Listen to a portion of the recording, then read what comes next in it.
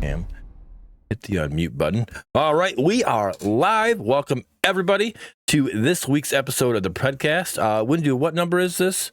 Wait, he doesn't know. It's episode 45. All right, episode 45. But welcome everybody. This is the show where we talk everything PREDCAST, current state of the game, how we feel about it, how the community feels about it, and we try to get some of the devs to come on and talk about their feelings about it and what they plan on in the future.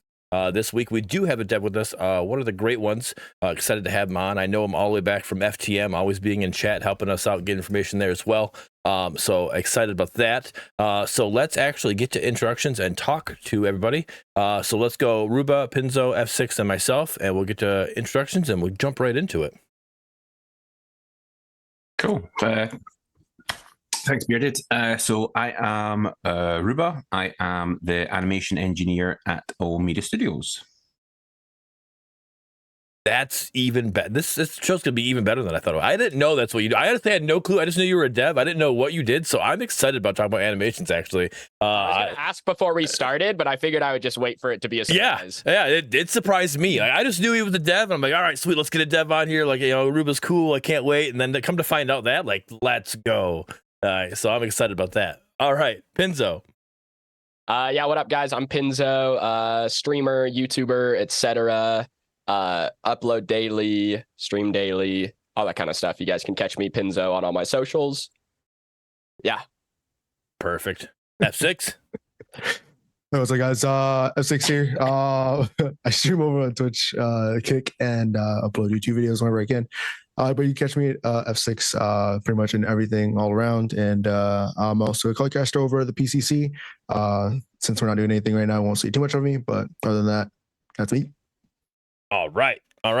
What's going on, everybody? Is I, the beautiful Marine, your Michigan Wonder, and excited to bring this episode to you. I'm even more excited now because we're going to talk animations. That's something that I've enjoyed with Pred, so I can't wait to get that conversation going. But before we jump into that, I do have a little small personal thing I want to talk to you guys about. You guys can see the shirt I'm wearing is StreamForMott. All month long, I'm going to be doing Fright Fest. It's for the Children's Hospital. There's a link in chat already right now. BotRix put it there. Thank you, BotRix. But all proceeds go to the kids. It's helping the hospital. It's a therapeutic gaming program they have. So, like, for example, $250 is an example that will help them get a controller, an adaptive controller for no matter the ability that patient has, that are able to play games. All right, we're all gamers. We all love to play games.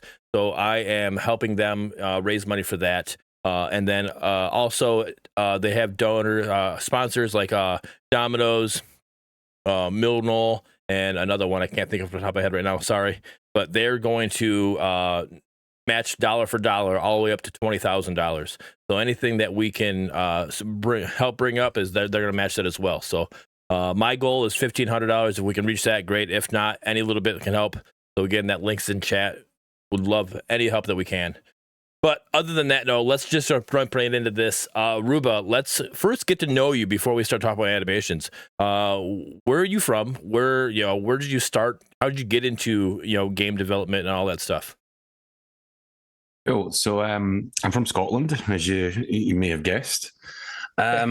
Game development. Well, this is kind of it's kind of weird. So I did a CS degree way back, I don't know, 20 years ago now.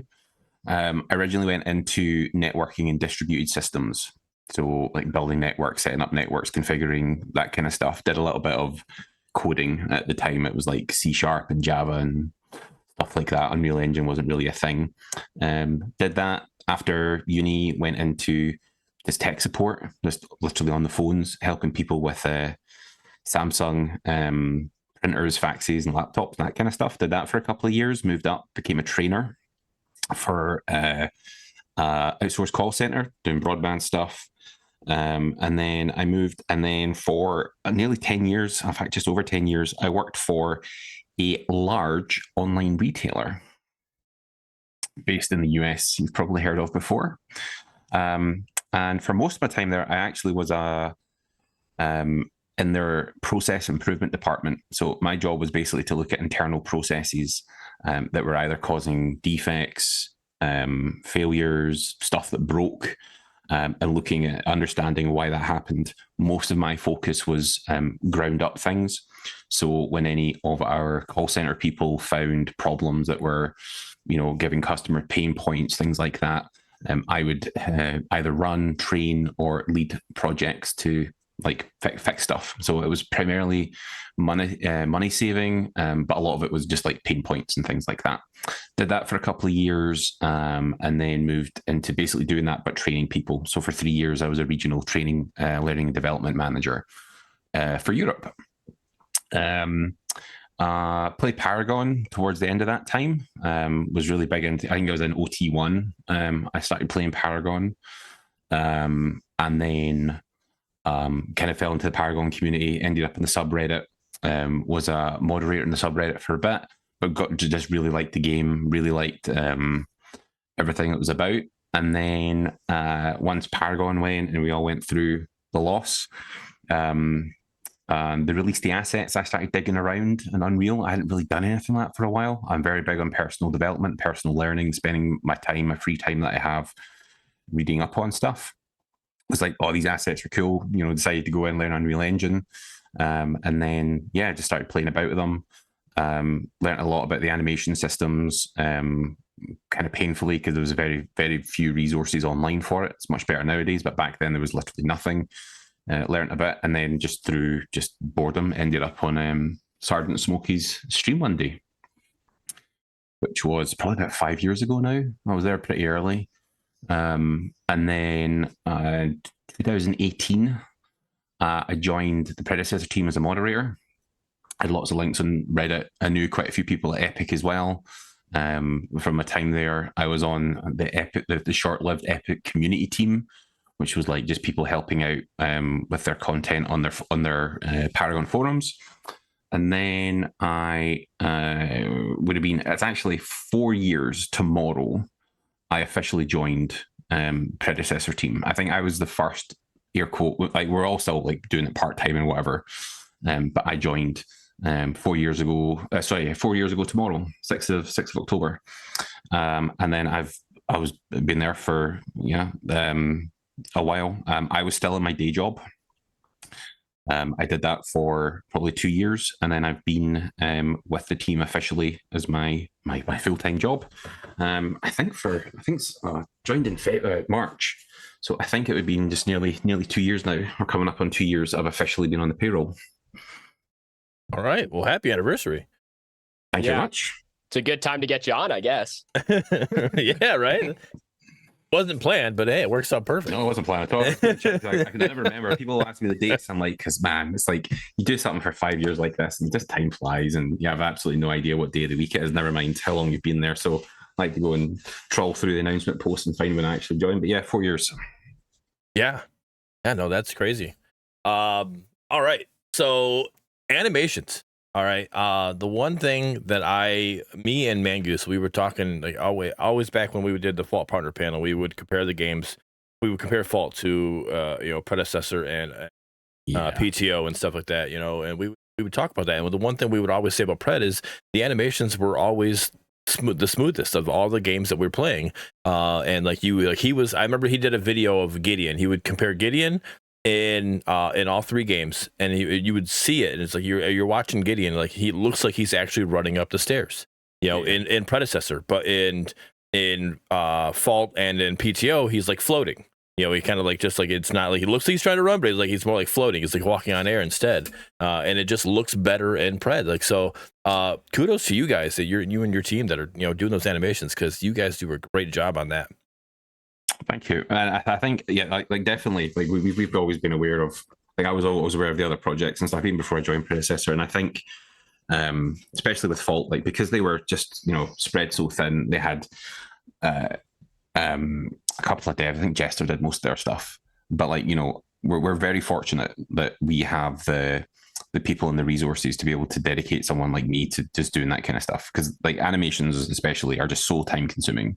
So I think I'm glad it shows. I remember the video with Mangoose when he's using the angles. So when you go uphill, it looks like he's running uphill. And if in fairness, like Epic gave us those assets. So like the Gideon running uphill thing, they gave us. But yeah, being able to get the time to, polish it. Some people notice it. Like it's nice when people are like, "Oh, look, like when you go downhill, it looks like you're actually running downhill versus not." And then sometimes people don't even realize. So yeah, it's nice. It's nice to for people to spot how much time and effort goes into stuff like that.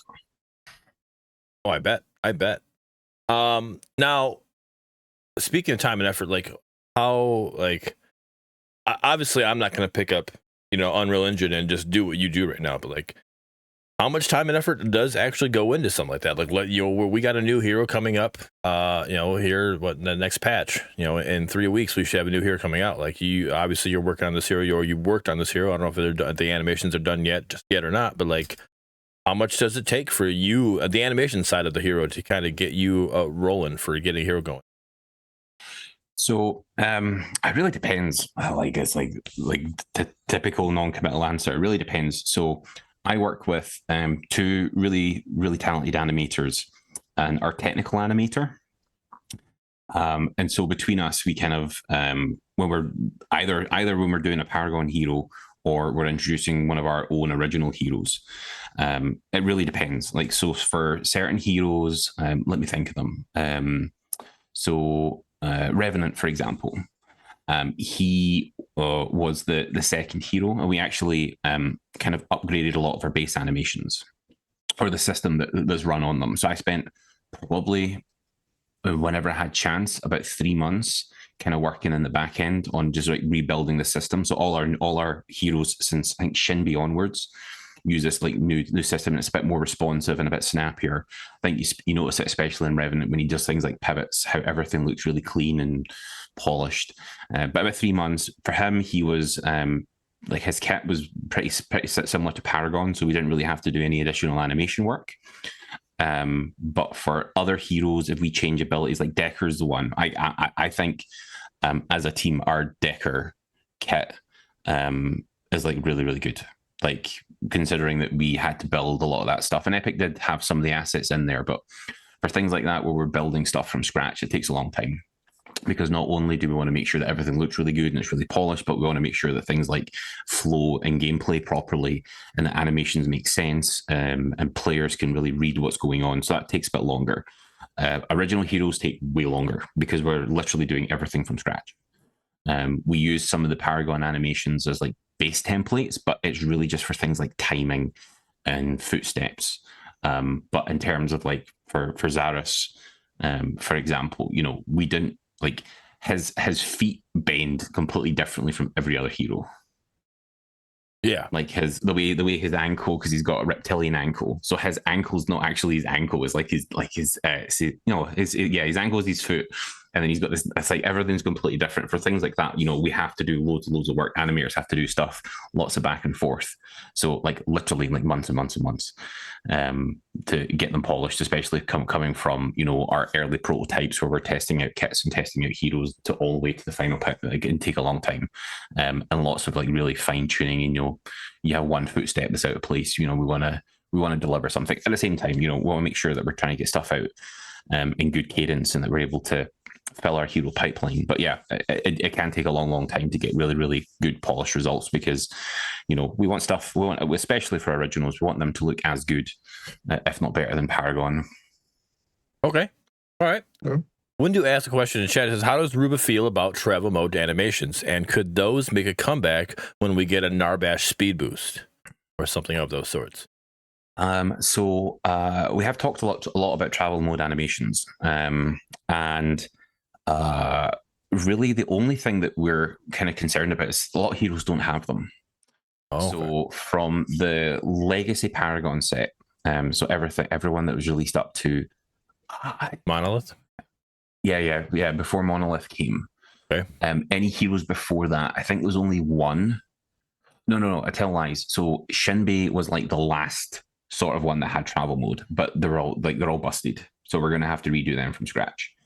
Every hero onwards didn't have them. Okay.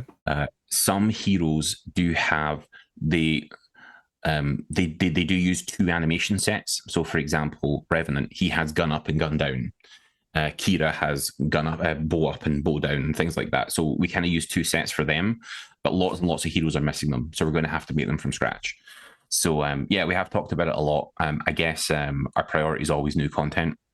Travel mode's cool. Like some of the travel mode animations I really, really like. I remember I set up a demo showing Gideon's where he flies and he has kind of like Iron Man repulsors coming out of his hands, and he kind of hovers and floats, and when he attacks, he then goes on the ground. And Howitzer's got we actually use Howitzer's travel mode animations for his new ultimate when he flies around. Okay. So there are bits and pieces that we use, but yeah, it's really just us weighing up for something cosmetic versus new heroes. But yeah, it's definitely something I want to do. I think some of them are really cool. Like Twin Blast felt really bad because we're doing them, and his animations are really cool because the guns come out the arms and then they go away and he runs around and stuff like that. So yeah, it's just trying to balance up, making sure that we're keeping new heroes as a priority. And then if we get round to travel mode, it's definitely something we've talked about a lot and something that I think a lot of people from Paragon days miss. All right. Cool. Interesting.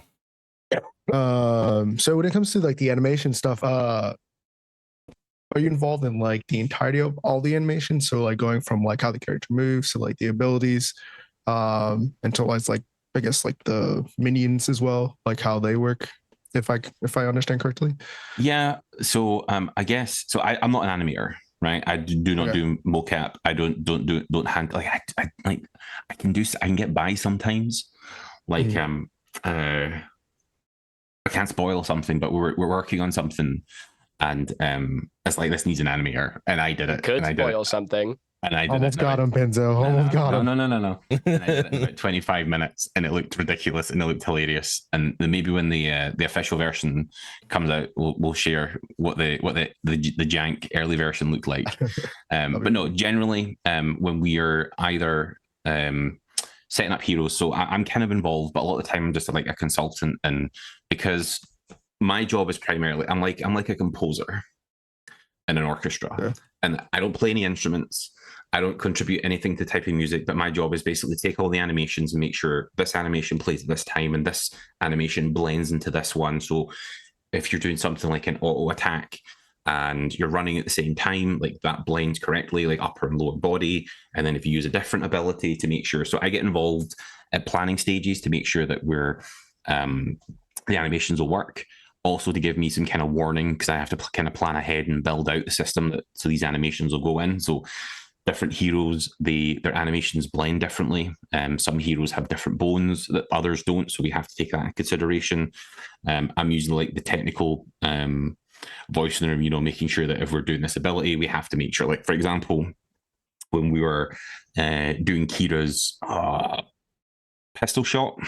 Mm-hmm. I forget the name of the abilities. I'm too old. I'm too old to remember all the name of the abilities, but the pistol shot that she does.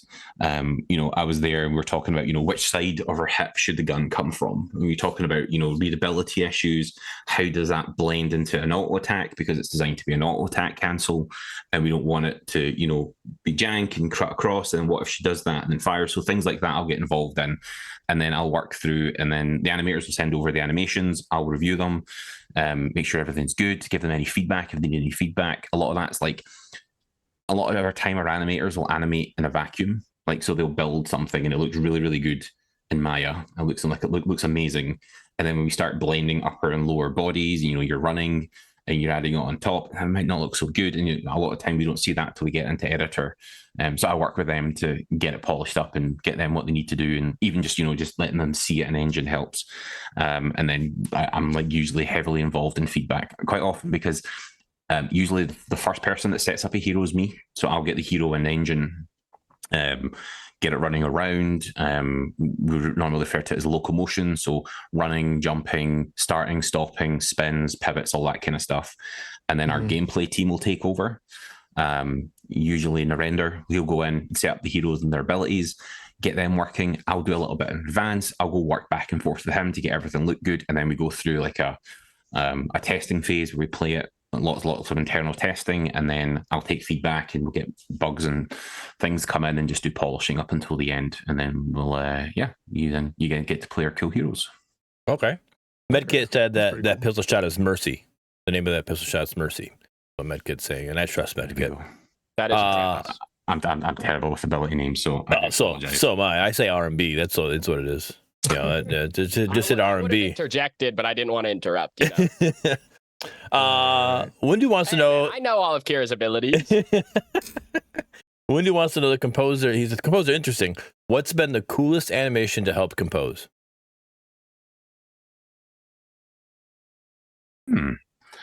That is an interesting question. I think some of Zarus' stuff was really cool. Okay. But I think probably Kira's Ultimate, because it's like it went through a couple of iterations. Like Kira in general, because she's original, she went through a couple of iterations. Like originally her dash was just a dash. So it's probably similar to Twin Blast in that you saw her. And then we thought, wouldn't it be cool if we incorporated the Raven theme and, you know, she kind of dashed and things like that. And I think, you know, a lot of the time when we're designing heroes, we will, each ability is like, does this get more animation focus or does this get more VFX focus? And our VFX guys are amazing. Like some of the stuff they're doing, it's like the next hero you'll see, like some of the stuff's super, super cool. But I think probably, yeah, Kira's Ultimate was really cool. Decker, like, I'm going to go back to Decker. I think so, the stuff we did with Decker's new kit and like those new animations in there, like even her stun ball is a different animation than Paragon if you go look and compare. So yeah, I think, yeah, probably Kira's Ultimate. Okay.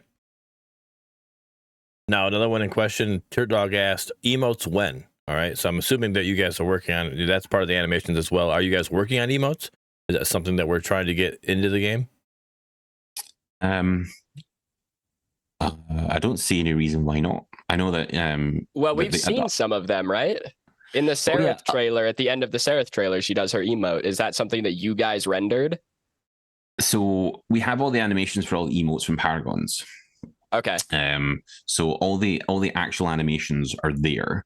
We just need to, if we're going to release them, come up with a system for you to play them. I think would probably be the main barrier for it. As far as I'm aware, like all the animations are there, and like for things like trailers and things like that, our trailer guy does an amazing job, but a lot of that's just like he manually either hand poses some of those animations or he just brings in the emotes and stuff to see them. So yeah. I was just curious if that was something you guys rendered or something you just like pulled from an old video or something like that. Our guy Tech9's amazing. Half the time he kind of does his own stuff, and sometimes he'll go to animators, and sometimes he'll just use what's there. He's super resourceful, so a lot of the time he'll go and look and see what he's got. And if it doesn't fit the aesthetic he's going for, things he'll go and we'll make stuff from scratch. Really, like we try and use assets as best we can. But if they don't fit, they don't fit. Like we're not gonna make it fit for the sake of making it fit. Makes sense. Okay. Do the animation team, do they work with the like the skin team for a new skin? Like do the animations, are they automatically going to work the exact same if you put a different skin on, or is there something that you guys have to work with that team as well to kind of make sure that the animations are working right with the Xeris red skin compared to what is, you know, his normal default skin? So that's a really good question. Typically, we don't really have to do much else. So most of our heroes have a standard skeleton. Some do have like different bones that we add on. An example, and I don't think we've released this skin, but it was in the assets. So Howitzer had a dome skin. Mm-hmm. And like, so the entire front cockpit was closed. But that particular skin has an extra bone on it. Okay. The cockpit to come down and come open that isn't on the base skin.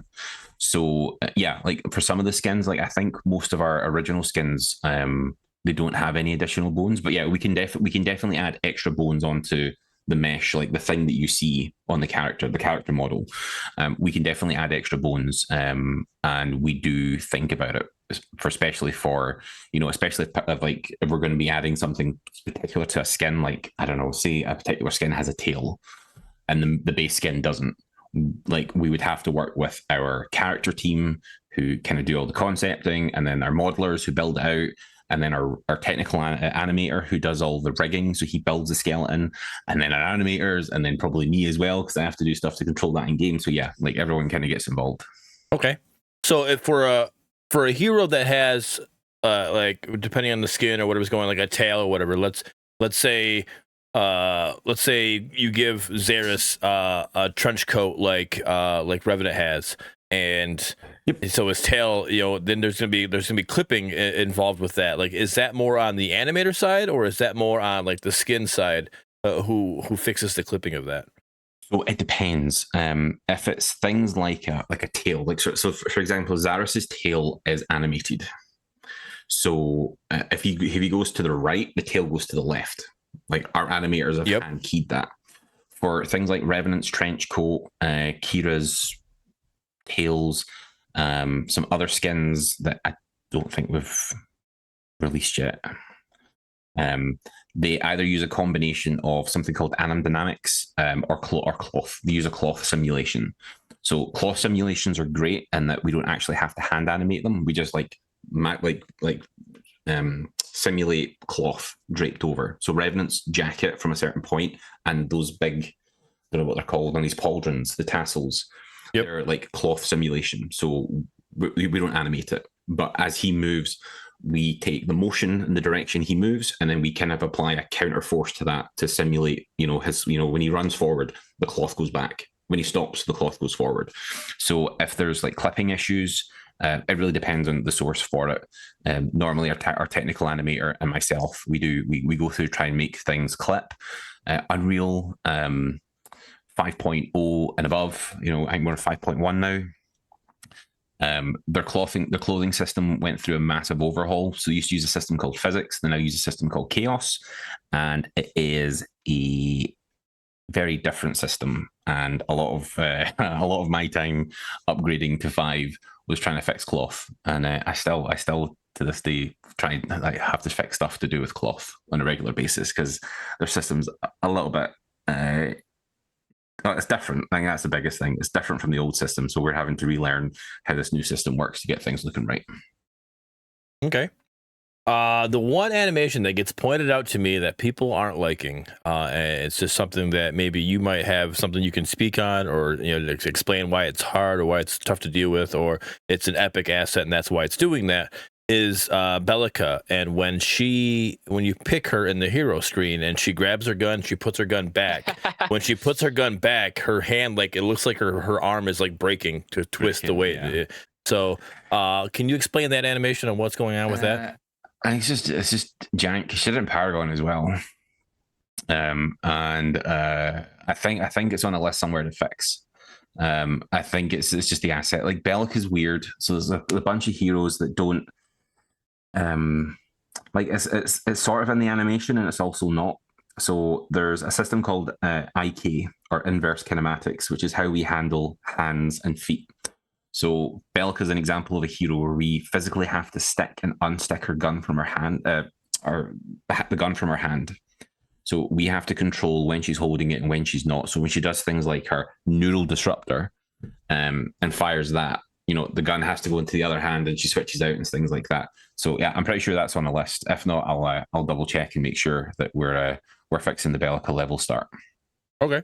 I'll say as well, a lot of those level start animations, I don't know why, but because you typically don't see them from the front. True. In Paragon. And like Idle, like, there's all sorts of weird stuff because I think we show a lot more. I know Epic had stuff in their main menu and things, but a lot of those heroes, like, you only saw the start animation from the back.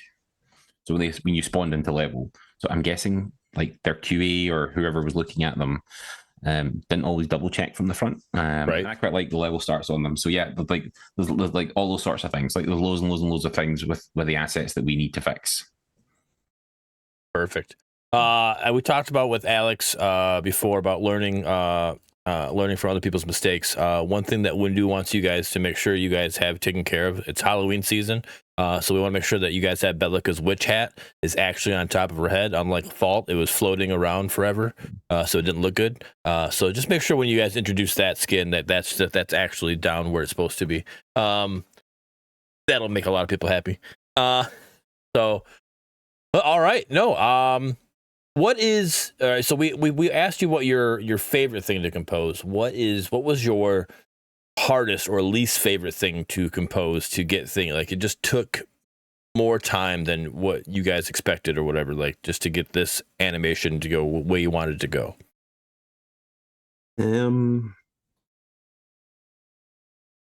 Oof, man, that's what stuck us? I know Howitzer's new ultimate was took a long time because we knew, because I guess this kind of lines up with I don't know if any of the other designers have talked about this, but you know, a lot of the heroes from Paragon we weren't really happy with where they sat. The example that I always feel bad about because everyone hates her and I really liked her was Zinx. And you know, this is probably why they fall on the schedule we do, because if there's heroes that we want to do a lot to, then you know we typically kick that can down the road and go for heroes that we know that, you know, we're much happier with their kit and Paragon, or you know, simple changes we can get them to the place we want. But yeah, Howitzer, we were like, you know, his ultimate was like, in Paragon, his ultimate was like, oh, have you got a Decker on your team? Great. If not, like, bad times.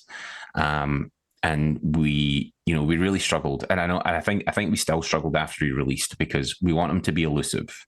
You know, this like high mobility mage that has his mine, which is like, his mine's like a really good example of a movement ability, but it has like kind of a higher skill cap on it, and that you can use it, you know, either to get away, or you can, you know, reposition and jump up ledges and things like that.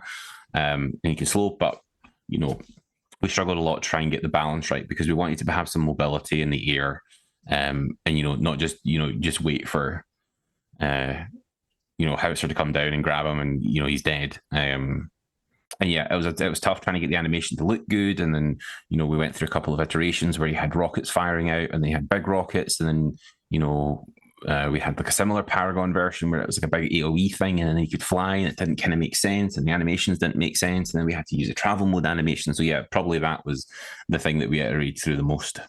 Okay. Sounds like a headache, not gonna lie. And that's why I'm not part of that team. There you go. When you ask, what's the coolest animation of the next original hero? Good try. All right. Well, I can say it's a doozy. It's a doozy. All right. It's a doozy. Okay. What about the next? What about just the next hero? Can you talk about the next hero? I don't think so. What, the next one or next one? Well, I mean, like the one that's coming in 3 weeks.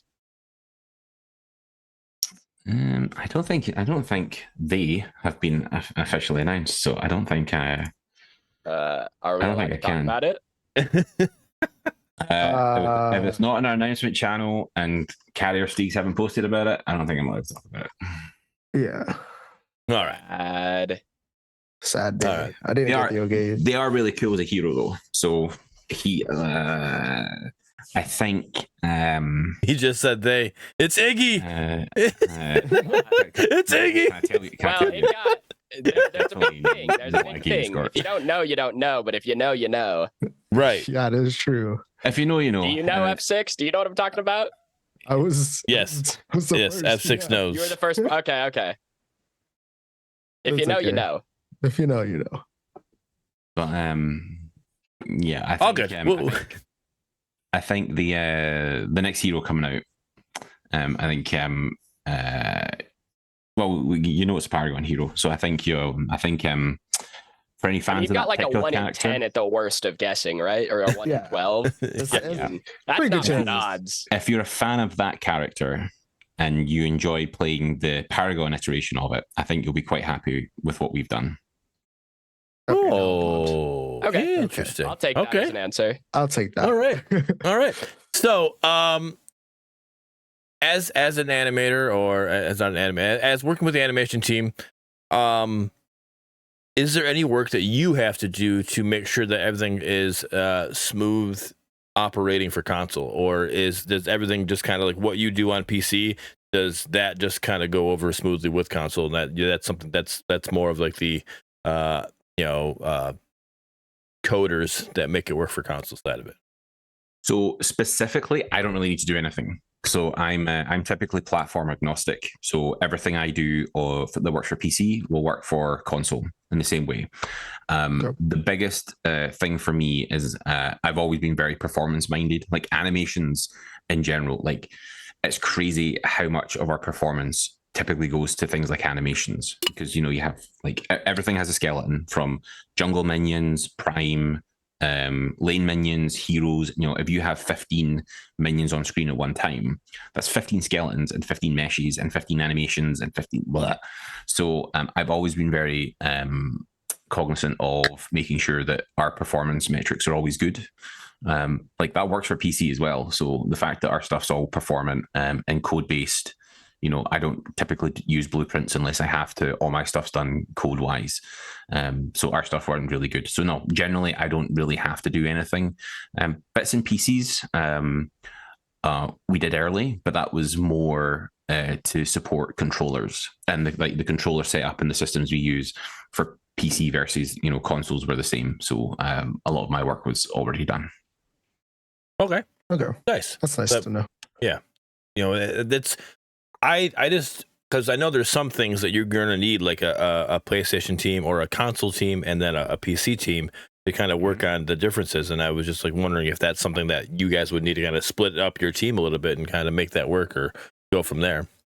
Not us. Like we do have a significant chunk of our team working on that kind of stuff, and there's like things that are like you're just doing this, like the level, items, characters, heroes, minions, all that kind of stuff's just agnostic. So it just gets done, and it's like I go and do a new hero, and then when we go test to see what that hero looks like on console, it's like the same code. So it doesn't really matter for us. But there are a lot of people on our team who are dedicated to console, and then there's some people who kind of work on both, and there's not many people that work PC only. So I do have a question. Yeah. Kind of ties into the dev stream today. They kind of give us a little image of what the master screen looks like as like a card art. I'm sure being part of the animation team, you kind of had to deal with that. Was it fun creating it? And do you think, like, out of all the Paragon and with including Paragon iterations of the master skins, do you guys think, like, when it comes in game, you guys have it like the number one, or do you guys think you guys still have a lot of room to work on it? Before you comment on that, I thought they said on the dev stream that those skins weren't released, that they had to recreate them themselves. The mastery skins, like the idea. Like, okay, so like, sorry. Like, All right, I just want to make sure that's theme. okay. Yeah. Yep. Like the theme is still the same, but like obviously different. And our team. So unfortunately, I had nothing to do with mastery skins. My heart. I know. So as I said, Tech9, our he does like all our art and does a lot of our trailers and sequence and stuff. So he was in charge of all the posing. So he just it looks like he picked out an ultimate pose. The chap that does our mastery skins, as like to the point, they're completely created from scratch. So we use the original Paragon mastery skins for inspiration, but they're all created from scratch. All built from the ground up. I think they're really cool. I think like they're different from Paragon ones, but they kind of, I don't know. I think ours are a bit more. I don't know. I had quite a few masteries in Paragon, and I think some of the mastery skins definitely left a lot to be desired. Like what was one I really did? Like the Grux one was terrible. Like like if people earn mastery skins, like they should be the skins I think people should want to play. Like I used the magma Grux skin. I was fortunate enough to get that, and that was like, for me, that was like 10 times better than the mastery skins. But I think the work that Tim and our team's done with the mastery skins, like you only saw the Drongo one. That Drongo screenshot is amazing. Like really cool. And like, it's just like, all the right parts are the magma kind of color. It looks cool. It looks amazing in game. Some of the other ones are just look incredible. So yeah, unfortunately, nothing to do with me. We get feedback and stuff, but yeah, I think they've done an amazing job. In your opinion, is Pred's Grux mastery skin better than Paragon's? Yes. All right. There you have it. And you said they're built from the ground up, correct? Correct. Okay. Love to see it. I Love can't wait to see it actually then, because I mean all we've been able to see besides the original Heroes, skins, like because there's been a lot of flack with the skins with Predecessor and them being just recolors unless it was original Hero. And a lot of people had even saying that, like when Ace was on here, he said, just wait till you see Xeris' skin. That's going to set the tone for our skins. And a lot of people kind of came up flat with even Xeris' alternate skin. It is a nice skin, but it's not like PTO style, like drop your jaw type stuff. Just the fact that you're building these from the ground up and you're saying it's better than what we had on Paragon, and a lot of people love what Paragon had, that's putting us in a good direction. I'm excited to hear that. And skins are one of these things where it's like to get like we have been putting a lot of focus on original skin development. And I know early, getting people on, because I guess the hiring bar for us is always quite high. But yeah, I know a lot of the original skins that we've got cooking just now. I've seen some concepts and bits and pieces, and it's like they look amazing. And hopefully we can get the standard up to what people expect. Awesome. All right, I want to know a little bit more about you. In the sense of you're always floating around. Like again, we could almost guarantee you were going to be in FTM chat and giving information to Jelly Knees and Mangoose when they're doing their FTM and they're talking about all the different parazombies and ethereal. You personally, like, what was your why did you enjoy floating around the shows like that, and just kind of being there as one of the devs or just one of the characters, character. What's what I'm looking for? Just one of the people, the community members that just like you're always there. Like why you were? I guess you were a mainstay. Why were you there all the time? I guess is. Well, I'm a big fan of Mangoose, so I've known him for a long time. I miss Mangoose. I do as well. I'm glad he's off, and I guess probably him getting out of his headspace. I don't blame him. Sometimes, especially considering how long he's been around. I think he did one of his casting call videos, because I used to one of the things I used to do was I used to write lots of like guides for Paragon. Like I was big into the old card system, and I used to kind of like write out guides, and a couple of my guides got really high up. I don't know if anyone remembers. What was the item called? It was an item for steel that you would build that gave you damage based on ability armor. I think it was called Jewel of the Apostle or Jewel of the Apostate. And I wrote a guide on that, and I basically was crushing people with steel, like one-shotting people. Mango made a video about it on his casting call, and we got talking, and I really liked what he was doing when the For the Minion started originally with him, Pirate and Mandy. I was kind of floating around. There was like lots of stuff going on. I really liked the environment he brought. I really liked the objectivity most of the time.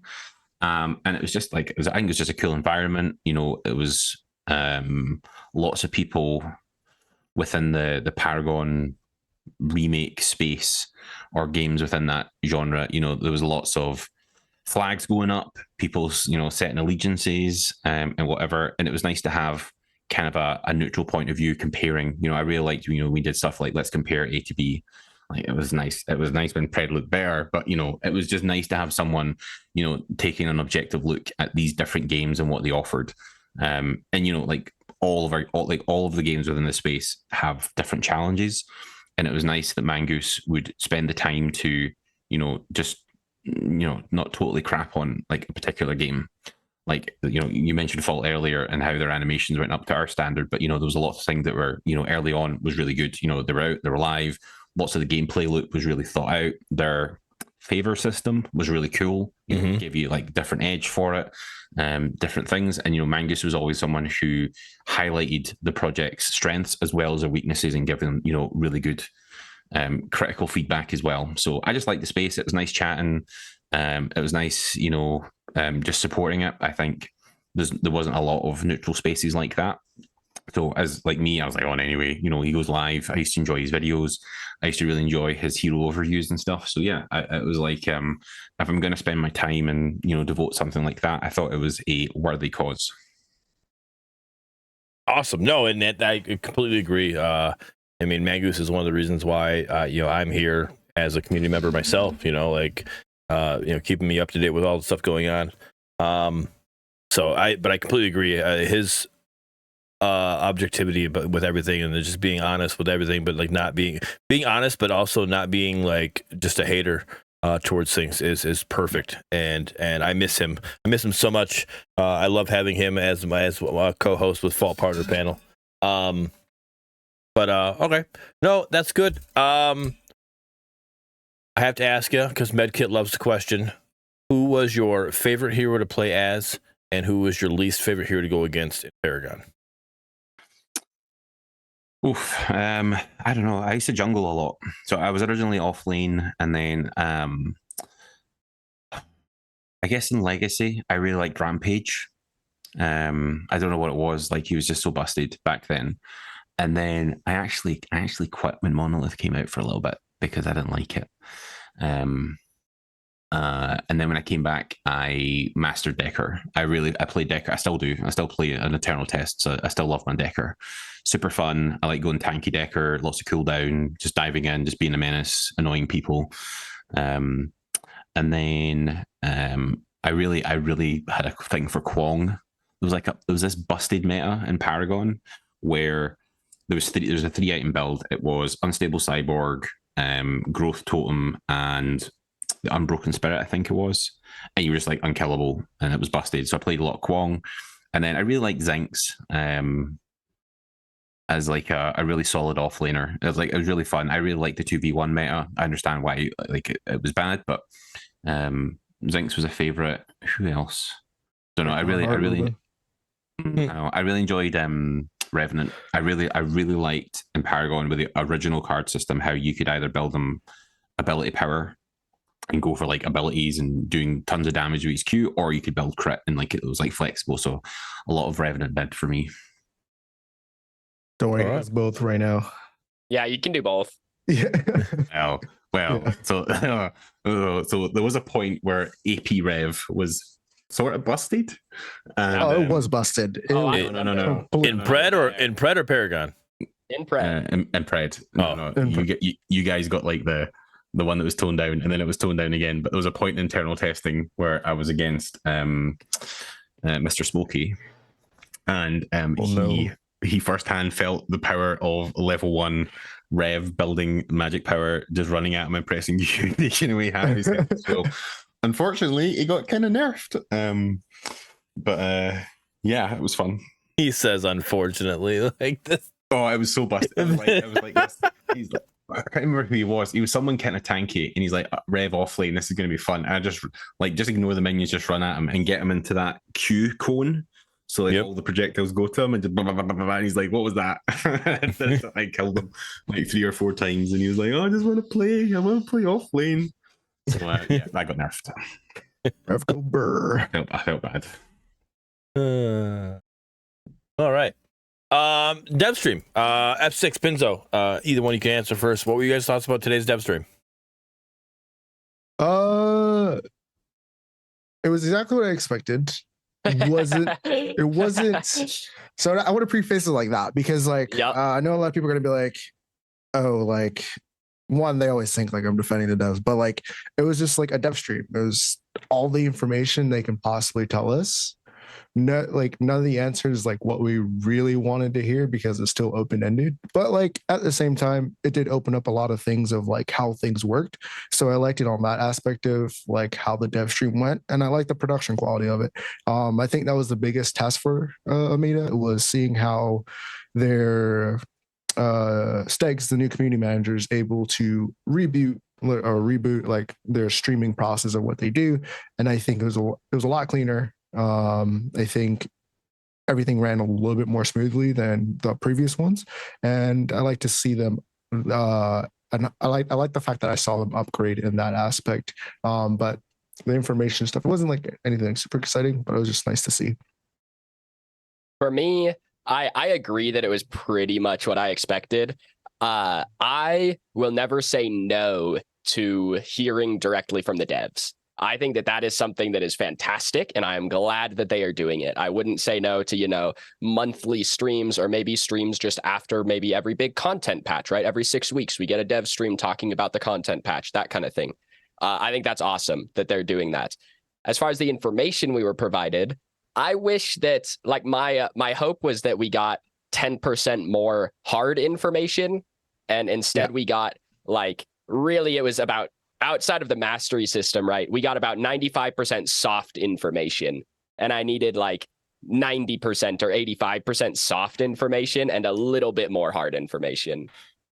No, I agree with you on that. A little bit wishy-washy, but and yeah. I agree with you. Even in the stream, they said that the affinity systems they weren't going to commit to being in the next patch 12, right? But then the post right after the stream is bam, Affinity's coming patch 12. I'm like, well, they literally just said they can't commit to patch 12 just yet.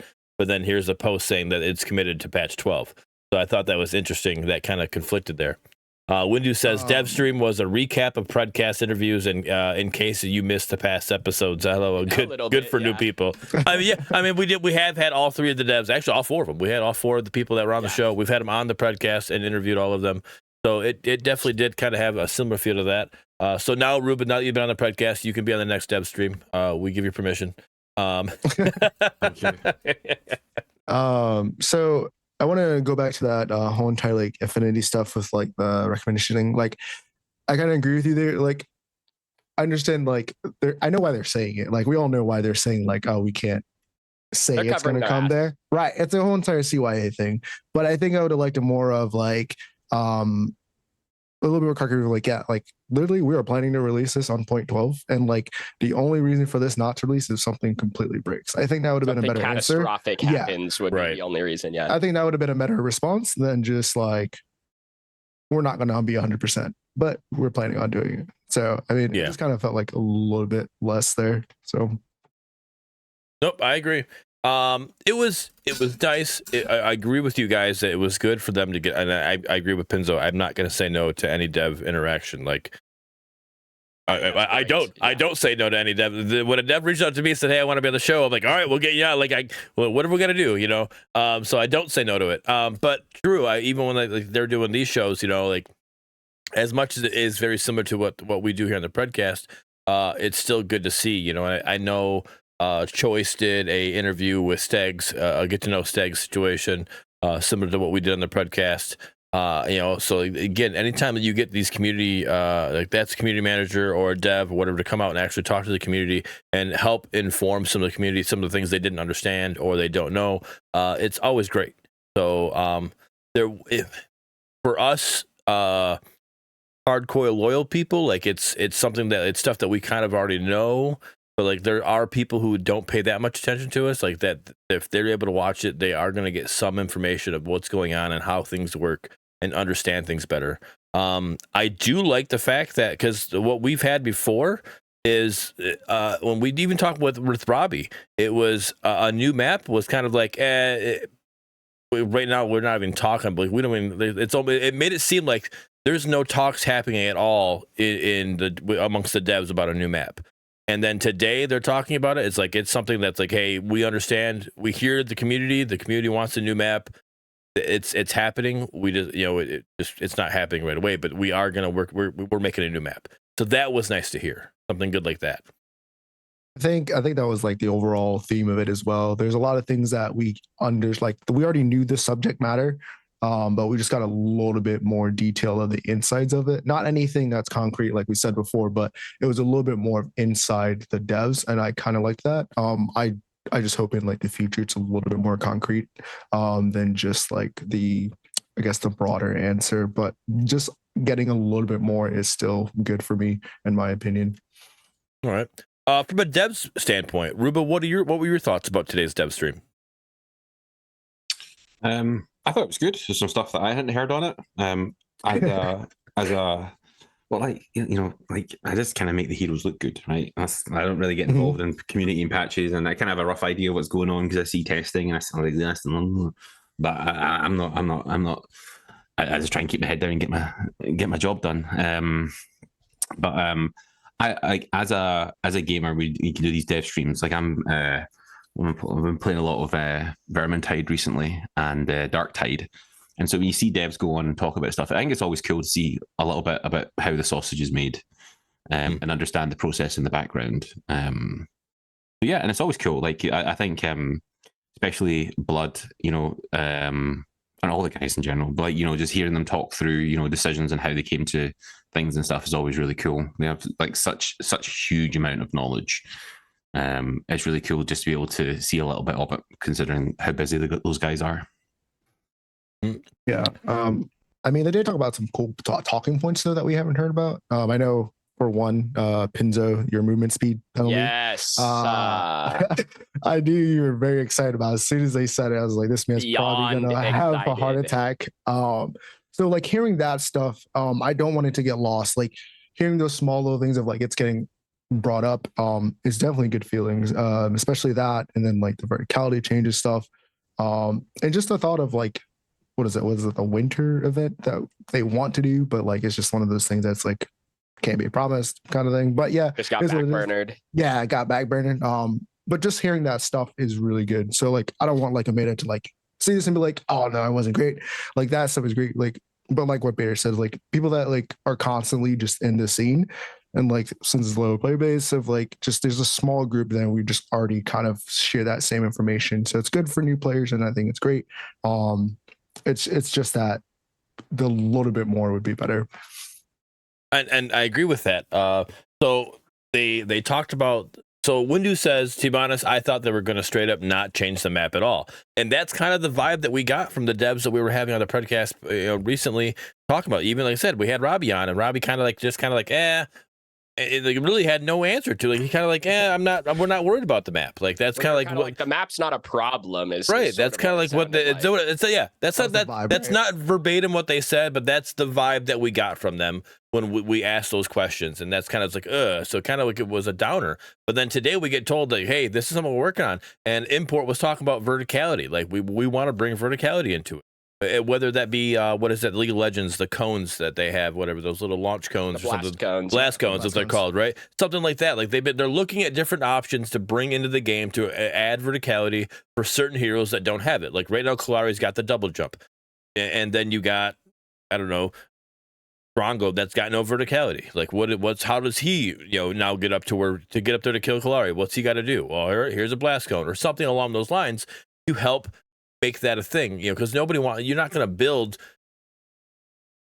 You can build, but it's going to be more of a throw to build Galaxy Greaves on Drongo just so he can go chase down a Kalari, right? It's just not like, so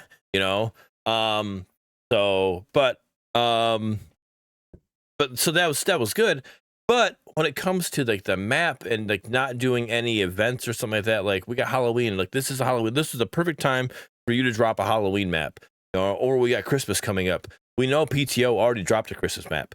Fault already dropped a Christmas map. And even what Ruba just said, Ruba said they were spread thin and they were able to do a Christmas map and they were able to do a Halloween map for fall, right? They weren't the best things, they weren't the greatest things, but they still were something for the community. Like we're sitting here, we're playing the same game over. We don't have a casual mode. We don't got a rank mode. We literally are playing the same exact game over and over and over again, right? And for some people, just a change of pace, like just hey, something more different for me to look at. I'm playing the same exact game, but just the cosmetics, the visuals are different. It breathes some life into it. Exactly, and I think they're missing out on that. Like I know it's going to be a little bit more. You got to take some resources from here and put it in here, but that little bit would be huge for the community, in my opinion.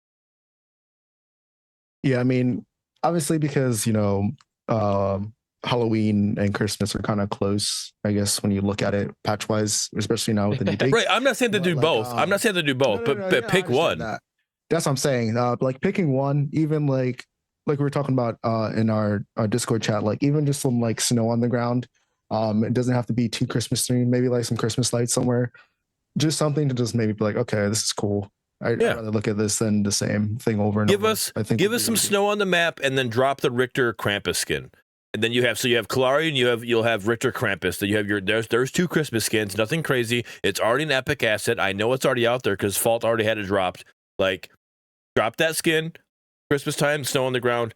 There you go. You got Kalari's peppermint skin, you got Richter's Krampus, and then you got a little Christmas theme thing going on. And that's just enough to change the aesthetic for a little bit to make people want to be like, hey, you know what? This is something different. And what Windu was even saying, the Fall Halloween map, it was a filter with pumpkins on the map spread out. And then they changed the fog wall, to be look like jack-o'-lantern faces, like, just like little things. Like, I just like it's something. I feel like since what I heard on the dev stream is it's not happening. That's what I heard. I heard they wanted to do it, but now they've said it's not happening. It's not going to happen. That's what I heard. That's how it sounded to me. So other people have heard differently, said that it's still going to be a possibility, but I heard it's not happening. And I feel like the fact that that's how I heard it, I'm going to take it off as that. And if that's how it's happening, that sucks. They're missing an opportunity because they already missed it last year. They're going to miss it again this year. What it sounded like to me was that the map, like a seasonal map, wasn't going to happen, but that they still wanted to do some events. So like last year we had I think it was play a game or play 3 games to get Peppermint Kalari. And if we get something similar like that, where it's, I don't know, they're not going to, there's no way they drop the Krampus Richter skin for free. But I mean, like, just something, maybe it's even just like another Ascension skin or some other super recolor Halloween or Christmas skin or something like that, play a couple games, get this. I mean, that's like, is it awesome? No, not really. Is it something? Yeah, it's something. I mean, I think a cool thing to add was like, I mean, I heard it a little bit differently. Like, obviously the map won't change, but like the event, like you were saying, is there. So like, there's a little bit more. I think they would probably add snow if it's just something, if it's easy enough. I think it would be just something that's very, I don't know if I can say simple, but I think it would be a lot easier than changing the entire cosmetics of the map and just put a little bit of snow on the ground. But I think them just adding, like, even if it's just like what is it, the jump, what is it called? Jump pad effects? Jump pad effects, or just like a recall effects. I mean, even those two, which I think is great, would just be fantastic. Just like, okay, like a red and green jump pad or something like that. Yeah, just literally just a simple color change to them. Like, cool. Now I have 3 jump pad animations now instead of just 2. Like, it's just something like simple things like that. Something else that I saw that got brought up earlier, I don't know where I saw it, but maybe it was even in my chat. Someone was saying, it's been a while since we've had some kind of event to even get a new icon. I mean, there are, 10 something icons in the game, like just the profile icons. And most of those were from events. And it's been a while since we've had one of those too. So, maybe we get one for Halloween, because obviously the big content patch that we're going to get is on the 24th. We don't know exactly what's in it, but it's on the 24th, which gives us a week until Halloween. Maybe we get something there. You can play X games, win X games. Maybe it's even like die X times or get X kills because it's Halloween or something like that. Bloodshed, I guess, something. Yeah. I'm reaching, but, get a new icon for doing this, something like that even. Or just pumpkins on the map, and then we get a map change visual, and then you can just shoot pumpkins for the icon. I don't know. I mean, yeah. It's something to like put a little bit of change into the same monotonous stuff, especially if we're not getting a game mode or ranked next patch. Just throw something simple to, like, I guess, appease the content side of people. All right, so they gave me an idea of a couple of things. So I agree with you guys, and it's something like so. The damage dealt, right? So damage dealt would be, you call it bloodshed, right? That's what you could call it. Okay, but you could do a community-wide one. Hey, if the community is able to do 2 million damage dealt by this X amount of time, whatever, then we're gonna drop this avatar, and it could be the skeleton face, twin blast. Avatar, whatever, or we'll drop maybe they'll drop all of the avatars for all of the Halloween ones. You got Sparrow, you got Murdoch, you got there's like 8 of them, whatever that they have for Halloween skins. Stuff like that would be cool, right? But the community has to get together and do enough damage, whatever, and the number can be put high or whatever, because everybody's gonna be competing to do it.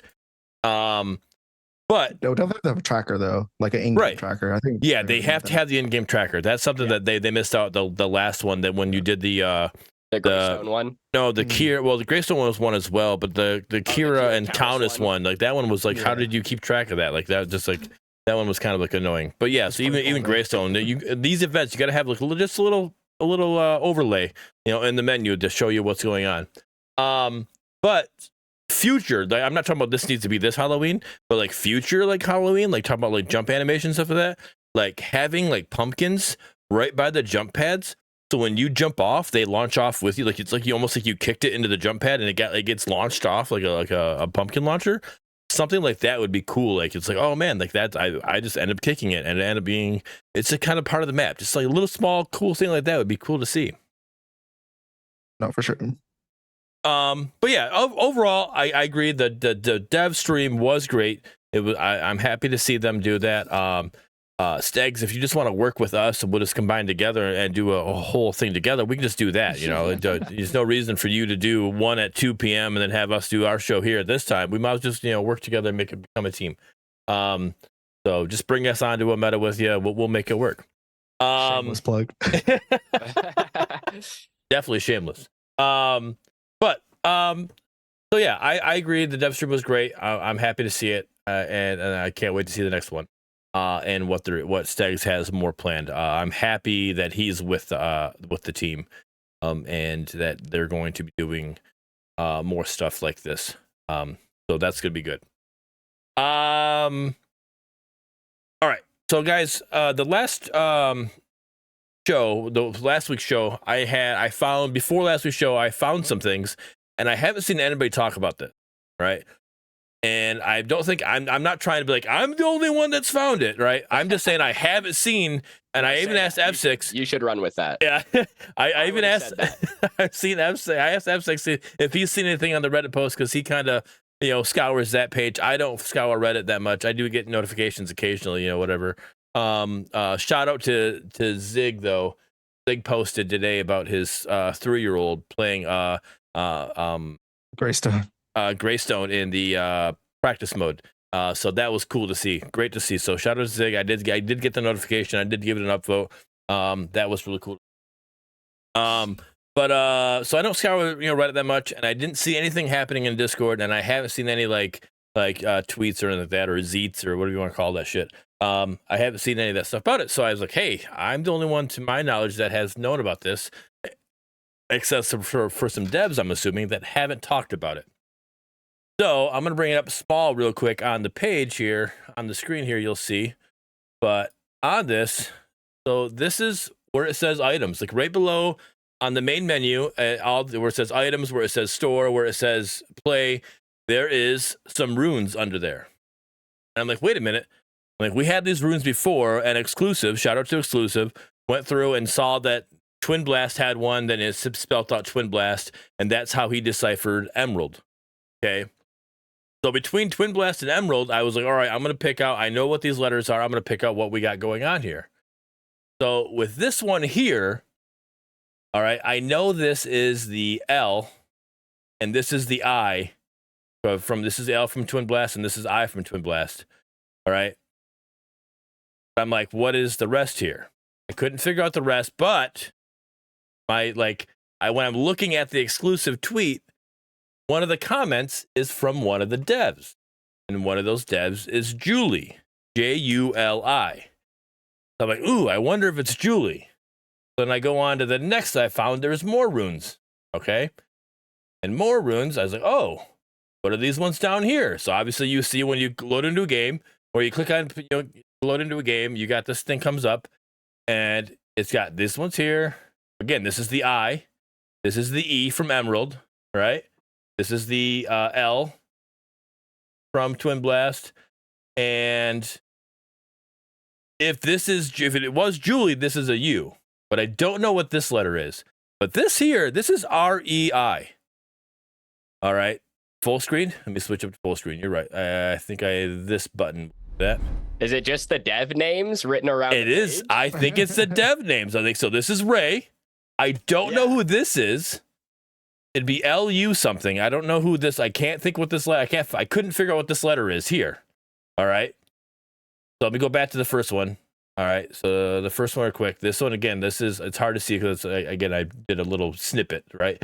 So this is L and I, and I think this is you. So this would be Juli. So it'd be Julie. Right.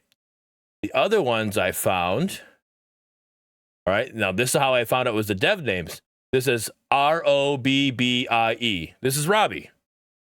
All right, and this is right next to the friends list that is pointless, the one that you do on the right hand side that you just don't use, just hit the S button instead. Then look at all your friends that way. Don't use this one because this one just kind of it's there. Yeah, that's what that one's at. All right, and other one that I couldn't figure out is this one. So again, this is an I, this is an R, this is an E. And this is a D from Emerald. So Deri, and I think this is a K. I don't know what Derek as a team though, as part of the dev team. So Dri, I would think K would be the next letter for Derek. And if that's a K, then that means that this. And I'm literally digging a little deeper into this. But again, this is stuff I was like streaming one night and I saw it. So that would mean this is LUK, and I don't know who LUK is. But I just saw these. I'm like, wait a minute. What are like? I was like, wait a minute. These runes have been used before. What are they now? So I got Ray. I got Robbie. Like that to me, like says, hey, these are the part of the developers. And then so the other one, Li. I'm like, it's got to be Julie. That one to me, those are for sure. So then I like have a little notepad here. Hard to see, but see if I can zoom in. Not with this.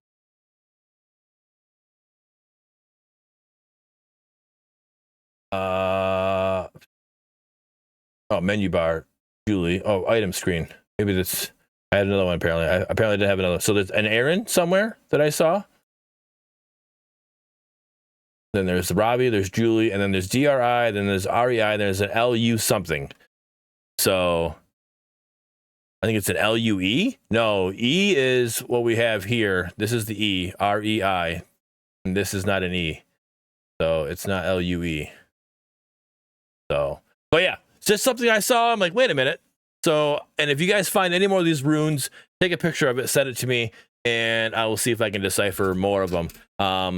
But Ruba, can you? I mean, do you know anybody with the name LU something? Maybe. Maybe. What about Deri? Like, am I right with the name Derek? Is that what it is, or there's somebody? Am I missing out? I mean, that could be a C or a K, and they would both make sense. Right. Well, I had no idea this stuff was in here. So I'm seeing some of this for the first time, like you guys, and it makes sense. It makes sense. All right. Definitely can think of letters that go in the question marks that make stuff. All right. Now, another reason that I literally ran with the developers being the names is because, again, you guys know I've been working with the devs trying to figure out.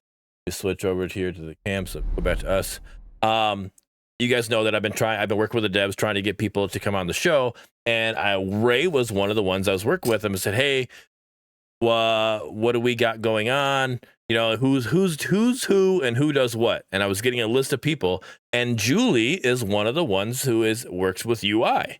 And I'm like, wait a minute, that was the first name I saw was the something Li, and then again I saw her comment on Exclusive's post, and I'm like, then it reminded me of the Juli. I'm like, it's got to be Julie. It just makes sense. So, all right. So, a little pat on my own back, but something I saw, and I was like, wait a minute. So, what are your guys' thoughts? Anything else anything, anywhere else you guys see these? So again, player versus player, the load-in screen, the items, the pointless friend bar, and somewhere else. All right. Well, now I'm launching the game to go look. All right. Let me know if you find anything. I did a quick scour and I didn't find anything else, but so now I'm launching the game to go find out. I think it's definitely cool. It's like one of those little Easter egg things. I usually just hit play and then go to the item screen and try to figure out builds, but I think that's pretty cool. I think that's pretty neat. I think that's one of those things that's kind of like I guess the development lore that you see on the screen. So I like it. Yeah. No, and that's what I literally. What was I doing? I think I was loading into a match, and I was like, while I'm loading the match, let me click on items real quick, and I'll just look at some items. I'm like, look over for a build while I'm waiting for the to queue into a match. And as I clicked up on items, I saw those runes there, and I looked over. I'm like, wait, like what are these? I zoomed in, like I got really close to my screen. I'm like, oh, these are the. Like, if you look all the way across, it's the same name on that menu bar. It's the same one, so it's just Julie all the way across. But then as I look down, I'm like, wait, these are all over the place. And then I stopped queuing, and I'm like, all right, let me go through, and I did a whole thing. I'm on at the end of my stream one night. I'm like, let's figure this out. Rune Hunt, I'm back in typing class, RuneScaping. But this actually there are runes under each tab. Mm-hmm. Are they all the same? It looks like they're all the same. Yeah, they're all the same. That's the Julia one. Yep. All right. Now this makes me wonder though, because isn't there runes at the base of every tower? At the outer rim? I thought there was runes at the outer rim. So I wonder if that actually says. Oh, Ruba says there are. So I wondered. So like, does that say anything in at the base of the tower? It probably says skill issue, to be honest with you. That's what I would put. It probably says dive. Dive. Blink. Hold on, I'm getting Wolverine says dodging cues for nerding. No. I didn't get the cue didn't pop. I didn't hit decline. I hit cancel. All right. There was no cue pop. I didn't dodge any cues. So but yeah, so I wonder, it probably says T1, T2, inhib. But I wonder I wonder if there's any more runes in game besides the tower ones, because I wonder if the tower ones do say something. Like I have to kind of go into like an AI match and kind of like mess around and take some pictures, little quick screenshots or whatever, and see what you can find. Or maybe just go watch use the replay system and hover around and go find different spots. So I was gonna say, don't go into a real match and just be looking at the tower lines. Like, well, I said AI match. You're going to AI match. It doesn't matter if you're doing there. Windu says, bro, if tower says Windu can't read this, I'm donating my PC. We better just get ready to donate it. I'm looking for a second one. They're changing it right now. Right, they're actively changing as we speak. As we speak. All right. So, but yeah, there's like a little something I saw. I thought it was cool. A little Easter egg. So again, this maybe will inspire some other people to kind of go hunt and look for some new stuff and see what they can find. And if you do find a thing, literally, I'm telling you, send it to me on Twitter or send it to me in a DM or something. I would love to look further into it and see what we got. But I just thought it was cool. But let's talk about. We just recently had a balance patch. I'm not going to pull up the patch notes and kind of go over them, in depth. Steg said it was a beefy patch for him, right? For what he had going on. So what? And nothing against Stegs. I'm not saying it wasn't beefy. That's what he said. What are your guys' opinions? I don't think it was I think it was beefier than a regular, standard in between patch because of the jungle change. If it wasn't for the jungle change, I don't think it would be considered even like beefy. But all around, I think the balances and changes they made, I think were a little bit more sensible to like bringing a lot more characters in. So it wasn't like they changed one character like with like a huge difference, but they changed a lot of heroes more than usual. I think it was like eight or something. And that's usually a lot. Usually it's only like four or five. Yeah. And then that's usually the big changes. At most, that's usually 4 or 5. Yeah. And so now it's a lot more characters changed. I think they were all actually good changes, except for the Muriel one. I think Muriel needs a buff more than anything, but that's just me. But then the jungle changes, skill issue, you're right. But yeah, I personally liked it. If that's what the midway patch looks like, I can't wait to see like the first full big patch, not 0.11, because I kind of feel like that was just like an intro to season 3, and they were already planned that was like, we're just going to give you the UI and that's kind of it. So I'm kind of waiting for 0.12 to come out, kind of see like what they're going to do with these patches since they're longer. Because one of the things that they did say was, once we get the UI, speeds up development. I know a lot of people are like, they're taking a longer time to release the patches. So how does that speed up development? And just because they're releasing it a little bit longer doesn't mean they're not going to add more. So for it to actually be good, they need to add more in these patches to make up for the extended time. So that's why I'm really waiting for this 0.12 patch, and I'm happy with the midway patch. It also gives them the time. It can speed things up, but they could give themselves an extra week just to make sure that the changes that they're making are good. They're in a good spot. Like they don't want to, like we just had with, was it 11? I think when we patched in 11, there was a bunch of the DX11, DX12 issues. All of a sudden, we're just having like now. Next thing you know, people are crashing all the time. Like that's something that like this extra week will kind of can help that something similar to that process be like go a little smoother and be like, okay, here we go. We're not having this. Patch 12 now all of a sudden Steam has you pick between DX12 and DX11, something like that. You can have that ironed out beforehand. That's kind of another reason why I think these extra week is beneficial for the devs. Yeah. I don't know. Like the patch for me is, were there some hero changes? Yes. Are most of them impactful? Not drastically. And I will asterisk this with, I believe the heroes are in the game are fairly balanced. Okay. So I don't think there needs to be ginormous hero changes. Okay. I think that the heroes are pretty well balanced, but the lack of item changes in the patch really bugs me. There is one item change and it does not matter. It is an item change that does nothing. It was a change to Nex. It got more power and less pen. It doesn't matter. So like the jungle changes do impact most of the map, right? Like solo lane, you can invade a lot more. Junglers have to be better at being on their timers. It is a good, like I think the jungle changes are good. After playing on it for 2 days, I think the jungle changes are good, but I really wish that there was more items / other changes in the patch. Just like, I think that after a week, people will have kind of figured out the new jungle. And then I think it's 2 weeks until the next patch, and it's going to get a little old because mid laners are still buying the same 5 items that they've bought for the last 6 months, and carries are still buying the same 5 items that they've bought for the last 6 months, and that kind of thing. So I really wish there were more item changes in it. The jungle changes are good though. I definitely think. Go ahead. Oh, okay. So I definitely think if they change a lot of items in there, they wouldn't get information on how the jungle feels. That's my thinking on it, because I was thinking the same thing. I was like, they changed Nex, but the thing that's broken about Nex is the passive, not the actual numbers. The stats don't matter on that item. Yeah. So I was like, okay, so what is the benefit? I was like, okay, let me take myself out of this like whole entire consumer mindset. I was like, what is the benefit of them not changing any items in this? And I was like, okay, they get to see what the current meta, or not the meta, but like how the current item systems work with this new jungle change. So I'm thinking it from that kind of level of like, okay, this is more of like one of those things. They're like, hey, we need some more data. I'm like, okay, sure.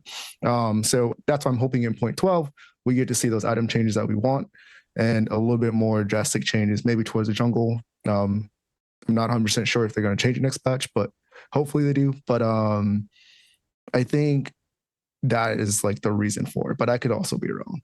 I mean, I do understand what you're saying. I don't know. I'm really sick of buying the same 5 items on multiple roles. So buy a different item. And like, there's some other things too. Like Reaper mentions what they did to Richter. Like they kind of gutted Richter's E. Right, the rest of his kit didn't really matter, but his E kind of got destroyed in this patch because they were like, well, if the jungle camps are less tanky, you don't need bonus damage on his E. And then Sev doesn't get touched, even though jungle camps respawn faster. Like, I hit 300 stacks today on Sev at like 22 minutes.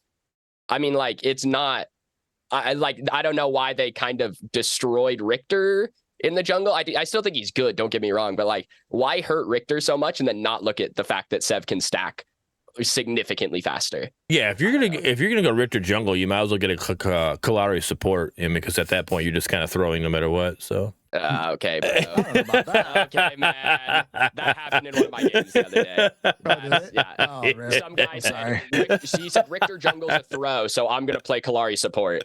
And I'm like, all right, man. And then I'm like 17-2, and we still lose the game. Yeah, Q's hit different, I guess. dude, it's real. I would say I love poking the bear, but you're a This bear's angry. you're an MSU fan, not a Montana fan, so you're not a bear. So Pappy came in. Pappy, you know I love you. Pappy came in as soon as this patch got announced, right? Not when it went live, but the patch got announced. Pappy came in and was like all butthurt about Richter being nerfed, and it's like, dude, Pappy, like that's jungle. Like Pappy, you're a solo lane Richter. You're not a jungle Richter. You got a slight nerf to your E. Like it's not like you're not hurting. Like you're gonna be just fine. All the other changes are good. Like don't worry about it. All because he took that as the monster that being taken away. The 20% monster thing was like his wave clear in lane. I'm like, no, that's not that. That's So well, it is. No, the monsters is just inside jungle. That's not lane minion. It affected lane minions as well. Well Lane then minions took bonus damage from Richter E. then that was worded wrong, or it was a bug, because that's not how that's supposed to work. Because I know the monsters. I just know that it did bonus damage to lane minions also. Right. I don't know how it was worded, but it did do bonus damage to lane minions. So, but yeah, either way, so it's a bummer. It is that, So, my whole point to that is like when you see something that changes like that, instead of just going crazy, going berserk, play the patch first, see how it feels, and then raise your issues that you have with it.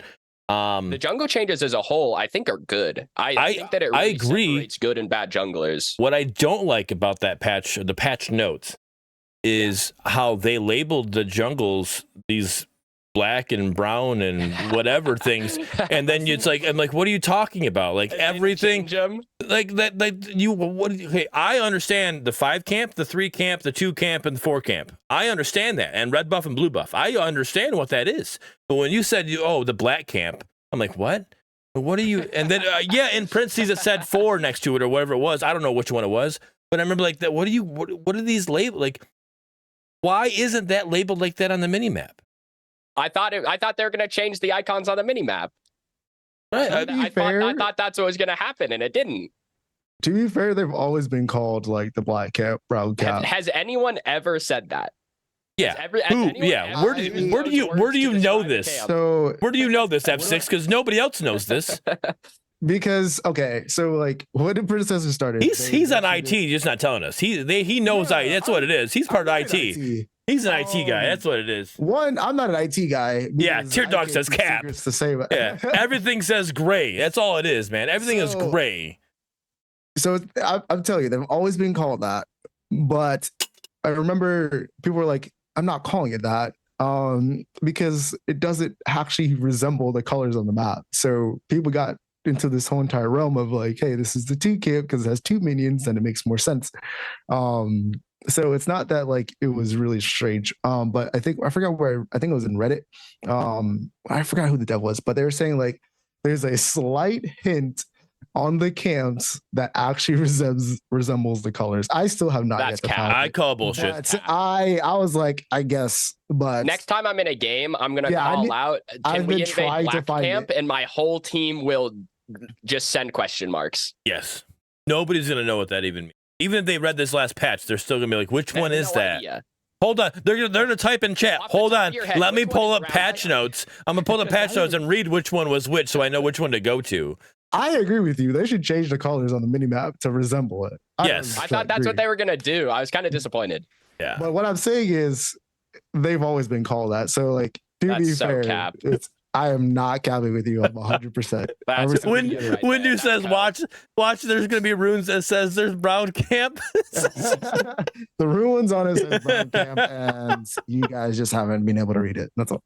So I think they've always been called that, but I think there's definitely an opportunity for us to make it clearer which camps are which. I have never ever heard the word black, brown, or whatever the other. Yeah, what are the other 2 colors? I don't remember them. I read the patch notes and I don't know what those colors are. Like that's another thing that tells me that this has never been said. Gray and Sounds white. like a skill issue. That's all I'm saying. Well, that's also why I don't play jungle. Listen, man, I know where 5 camp is. I know where 2 camp is. I know where 4 camp is, and I know where 3 Correct. camp is. Yep, I know exactly all of them. But I can't tell you. A med kit did come in here and said that you get different XP and different gold from each one, and I don't remember which one's which. I do remember there's a difference and on them. camps, you get more XP. Yep. Outer camps, you get more gold. Okay, Yep. yeah. See, that's stuff that like I don't know it. I've been playing it for a while. I know there's a difference, but I don't know which one's which. And I've been playing for a while, so there's nothing that explains that, and you understand that. And so I know new players coming in that they don't know that either, and it doesn't make sense. They got to do something. It might be more work for Ruba because they're gonna have to, design different minions, and he's got to make animations for them or whatever. That's fine. Job security, but it's got to be done because players like me and new players are gonna have a hard time understanding what the fuck's going on. I don't even care about that. I literally just want the health bar above my red and blue. That Give me a is number. literally. Hey, Give me a number. hey. It doesn't have to look good. Stop. It can be a huge number on top of it. I could be like, Stop okay, thank God. asking for too much. All right, jeez, that's. My bad. My Anyways, fault. you were saying Ruba? I was gonna say, well, I think the number of health bar is perfectly reasonable for smite, so I'll take that. Yes, Yeah, 100%.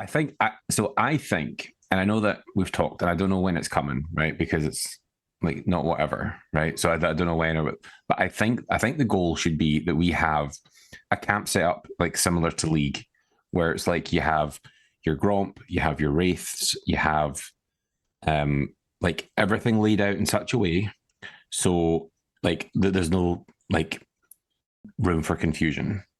So, like if you say, oh, I'm going to go to Krugs and then I'm going to go bot lane, like that's really, really, really clear pathing. So yeah, I definitely think ideally all of our minions in the jungle would be really clear. And like there's probably definite ways we can make that clearer in the short term. And I can definitely feedback that, even just like, make the minions, more black or more gray or more white or more brown. If that's the color and the naming convention we're going to go with, definitely do something to make that a bit clearer. But yeah, I think we're definitely aware that in the jungle, especially, like even then, it's like if you play League, like every camp, it's not just like a recolor. It's like Wraiths have the big chicken and the small chickens, and it's like you have to handle that differently. And depending on which jungler you are, you handle it differently when you do Krugs. Like your skill selection is important based on your pathing. Like there's a lot more nuance and variety that we can probably add to the jungle to make jungling less just auto attacking and looking at buffs. Yeah, I know you guys are still cooking the whole jungle AI thing, so I'm still kind of waiting on that to see the health bar. So I'm having high hopes, but we'll see. Good luck. No, I agree. That needs to be there as well. Like because me as somebody who I am jumping into jungle occasionally, trying to get better at it, especially with Sereth being in. I love playing Sereth. She feels great, and so again, Ruba, great job on the animations there.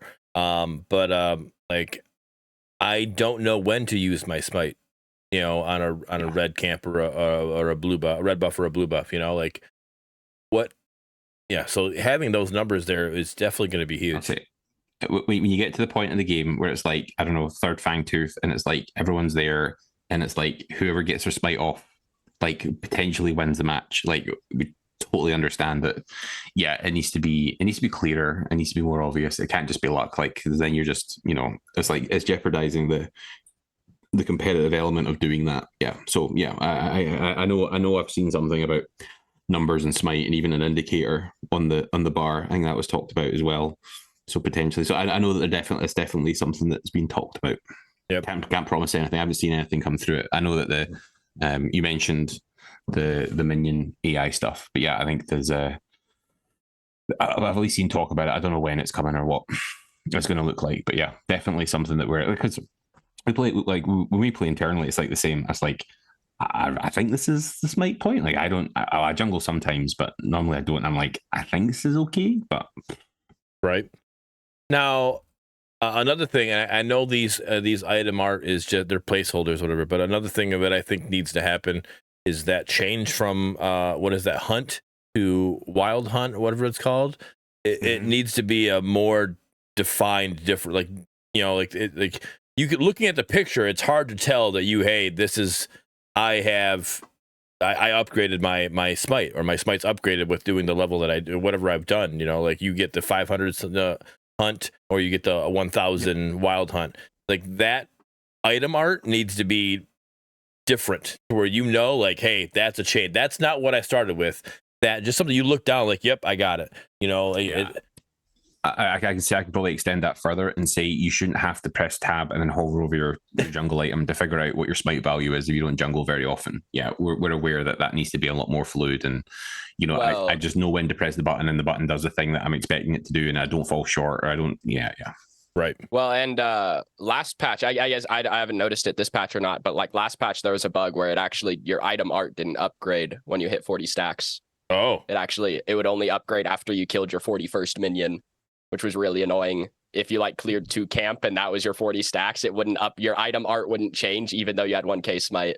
See, I didn't even know it was the 40 minions. I didn't know what I didn't know what it was. I literally just know that you had to do so much damage or something or whatever. So I'm like, all right, I didn't know it was 40 minions, but it wouldn't, your item art wouldn't change if you hit 40 minions exactly. You had to kill the 41st minion to make the item art change. Jeez, so I don't know if that's still in the game or not, but jeez almighty. That's probably just changing a number. It's probably just it starts at 0 rather than starting. Yeah, so that's probably something to do. But yeah, I totally agree. Like that like if this thing's like it's 40 minions, like I knew that, but that's like I should probably know that. But yeah, it's like, yeah, we definitely do something. I know League with their new jungle system with the smite thing on the and their items, it counts down the numbers of camps and things. Something like that would definitely be super useful to, you know, at least people know, am I close to getting my upgraded smite? What do I need to do? Yeah, that kind of stuff. 100%. All right, so you guys all agree that the jungle changes are good, and I'm not saying they're not good, right? But shout out to our Obey the Papaya community member, and talking about minions. He always talk about minion aggro in lane, and that's something that needs. I know they mentioned that it's coming, and they're going to be working on that. That's already planned, but is the current jungle changes is that more important than the lane minions that have been having the same issue, you know, of not aggroing? Like, which I would think, again, I'm a laner, I don't jungle, so I'm asking you guys, all three of you here, you've all kind of Ruba, you said you jungled before in Paragon, you do some jungle here, not as much anymore, but you still do it. F6, I know you jungle, and Pinzo, I know you jungle, right? I don't jungle that much, and Windu, you're in chat, I know you jungle more often. Is what's more important? I think the having my laners being able to control and freeze the lane when needed is more important than changing what we're doing right now with the jungle.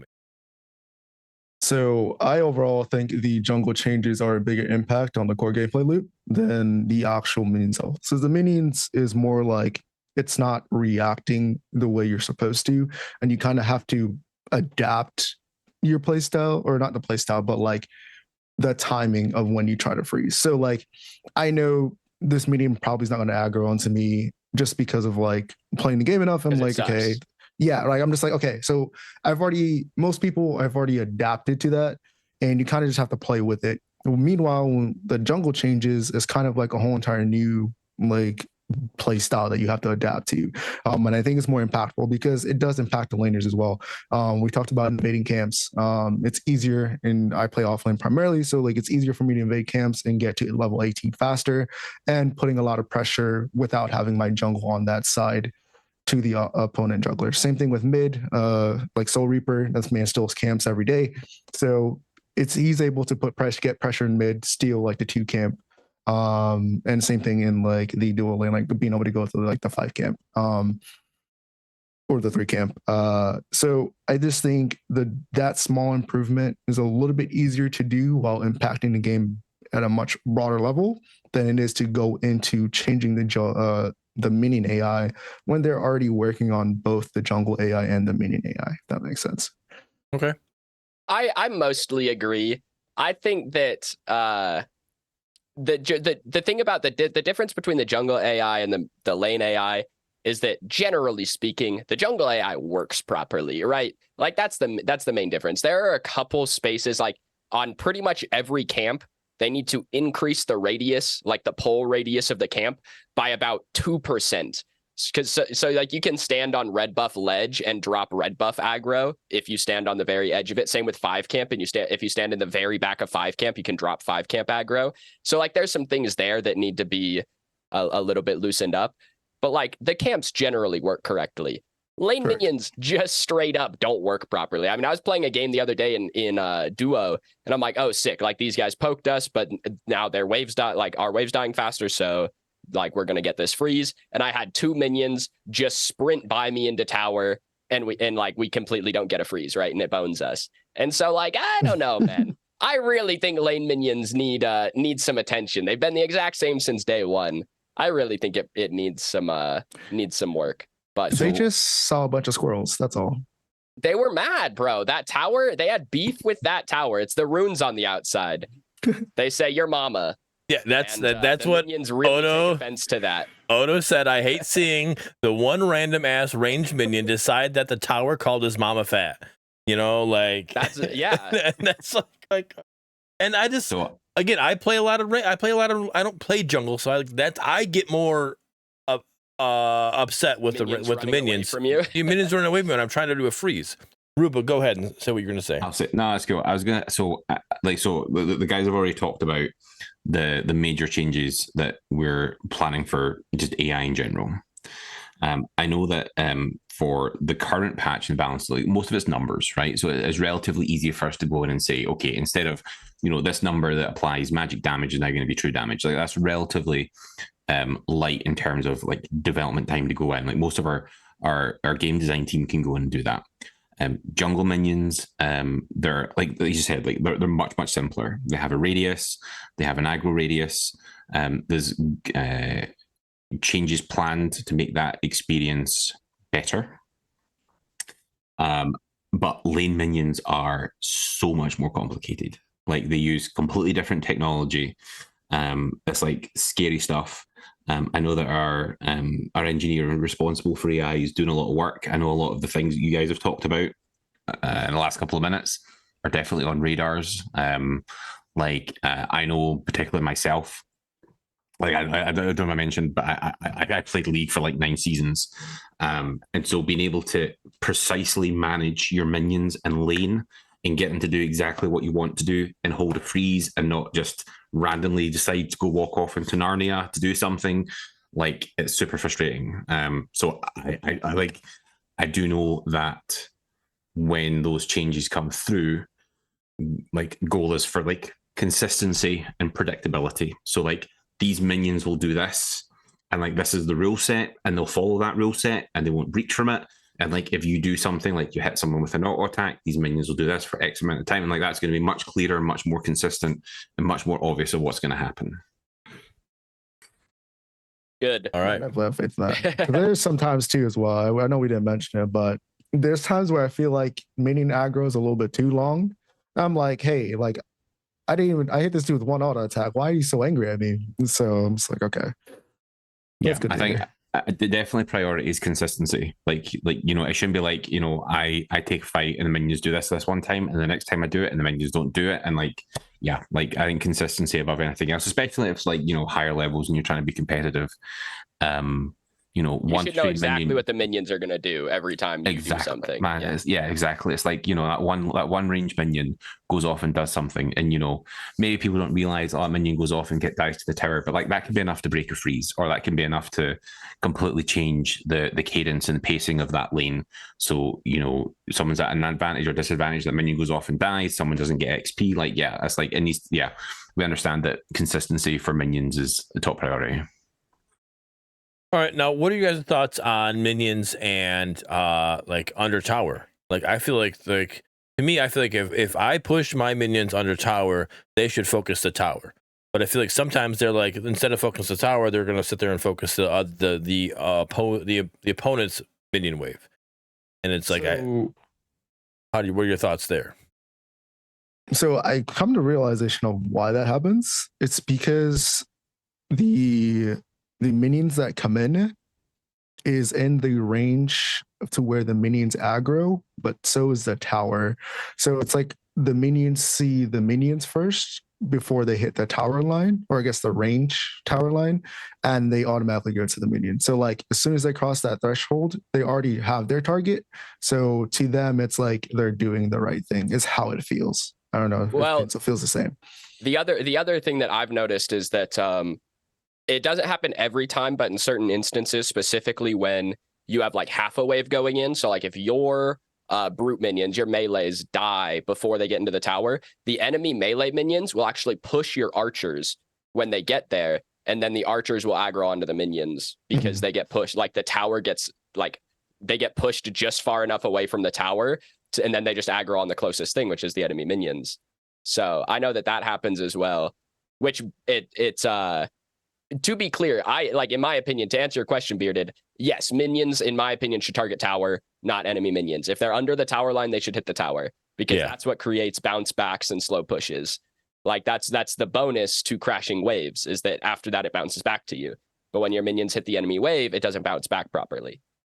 Right. Then you're also not you're not doing as much damage to the tower as what you should be doing.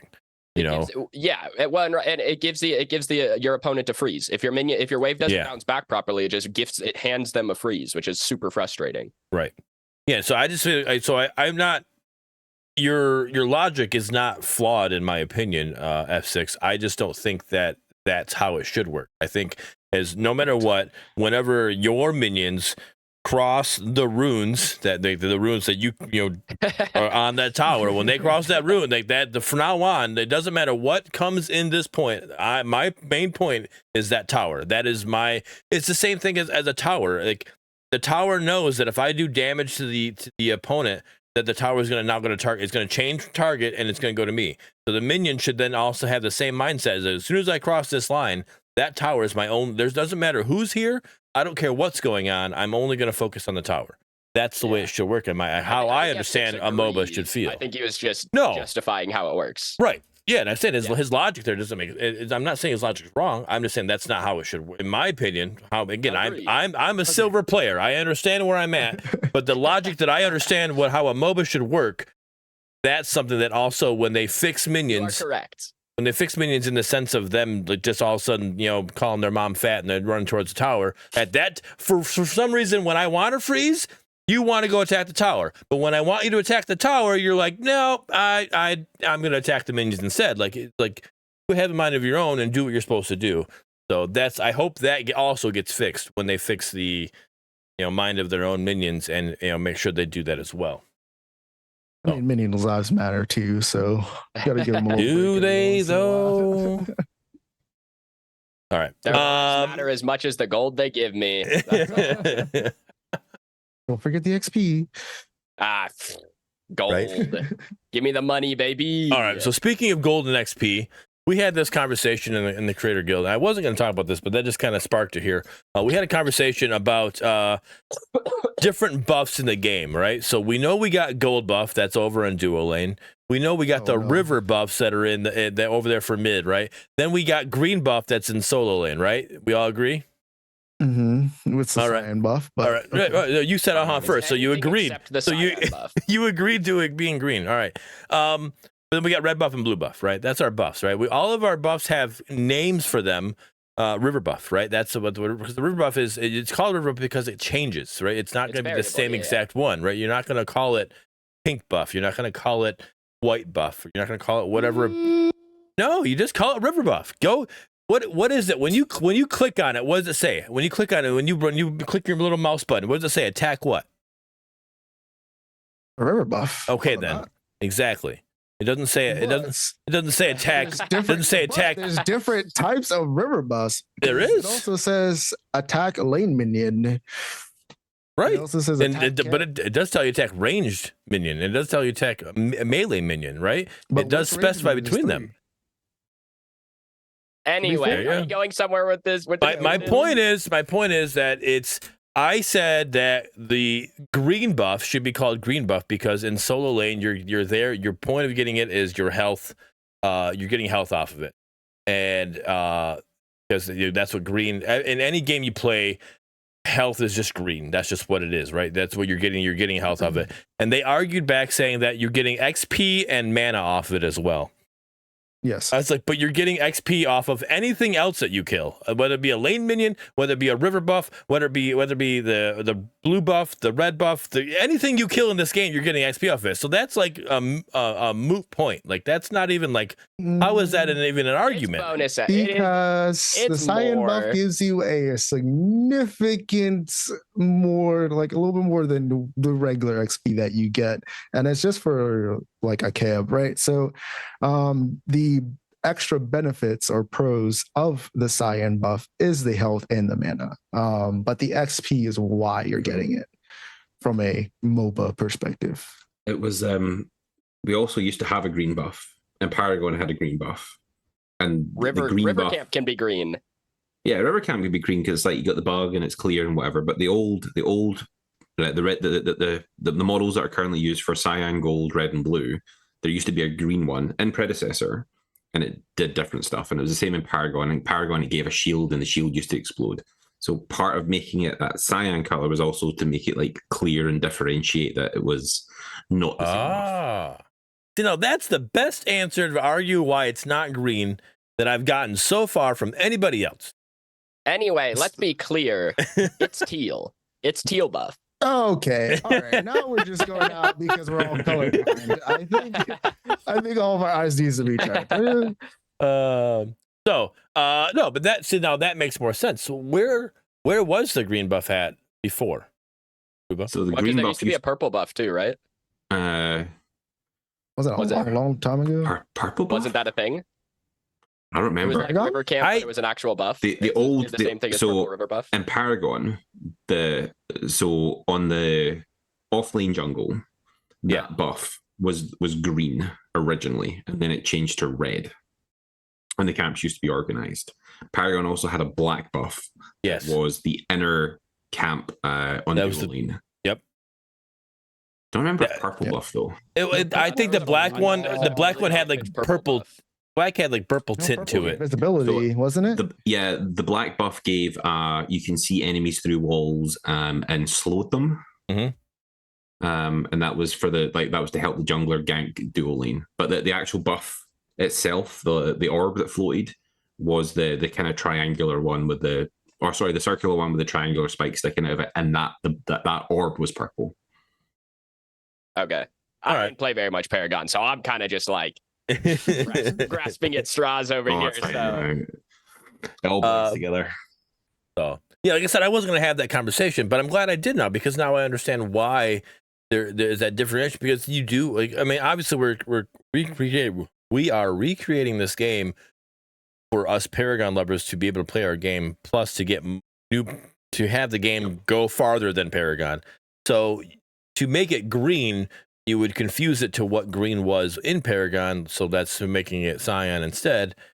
That's the most logical answer I've been given, besides the fact that no, it's cyan. Like I don't care what color you want to call it. Like to me, it's just green buff because it's health. But that makes sense now. All right, appreciate that. Other than that, so Pinzo, what are your besides?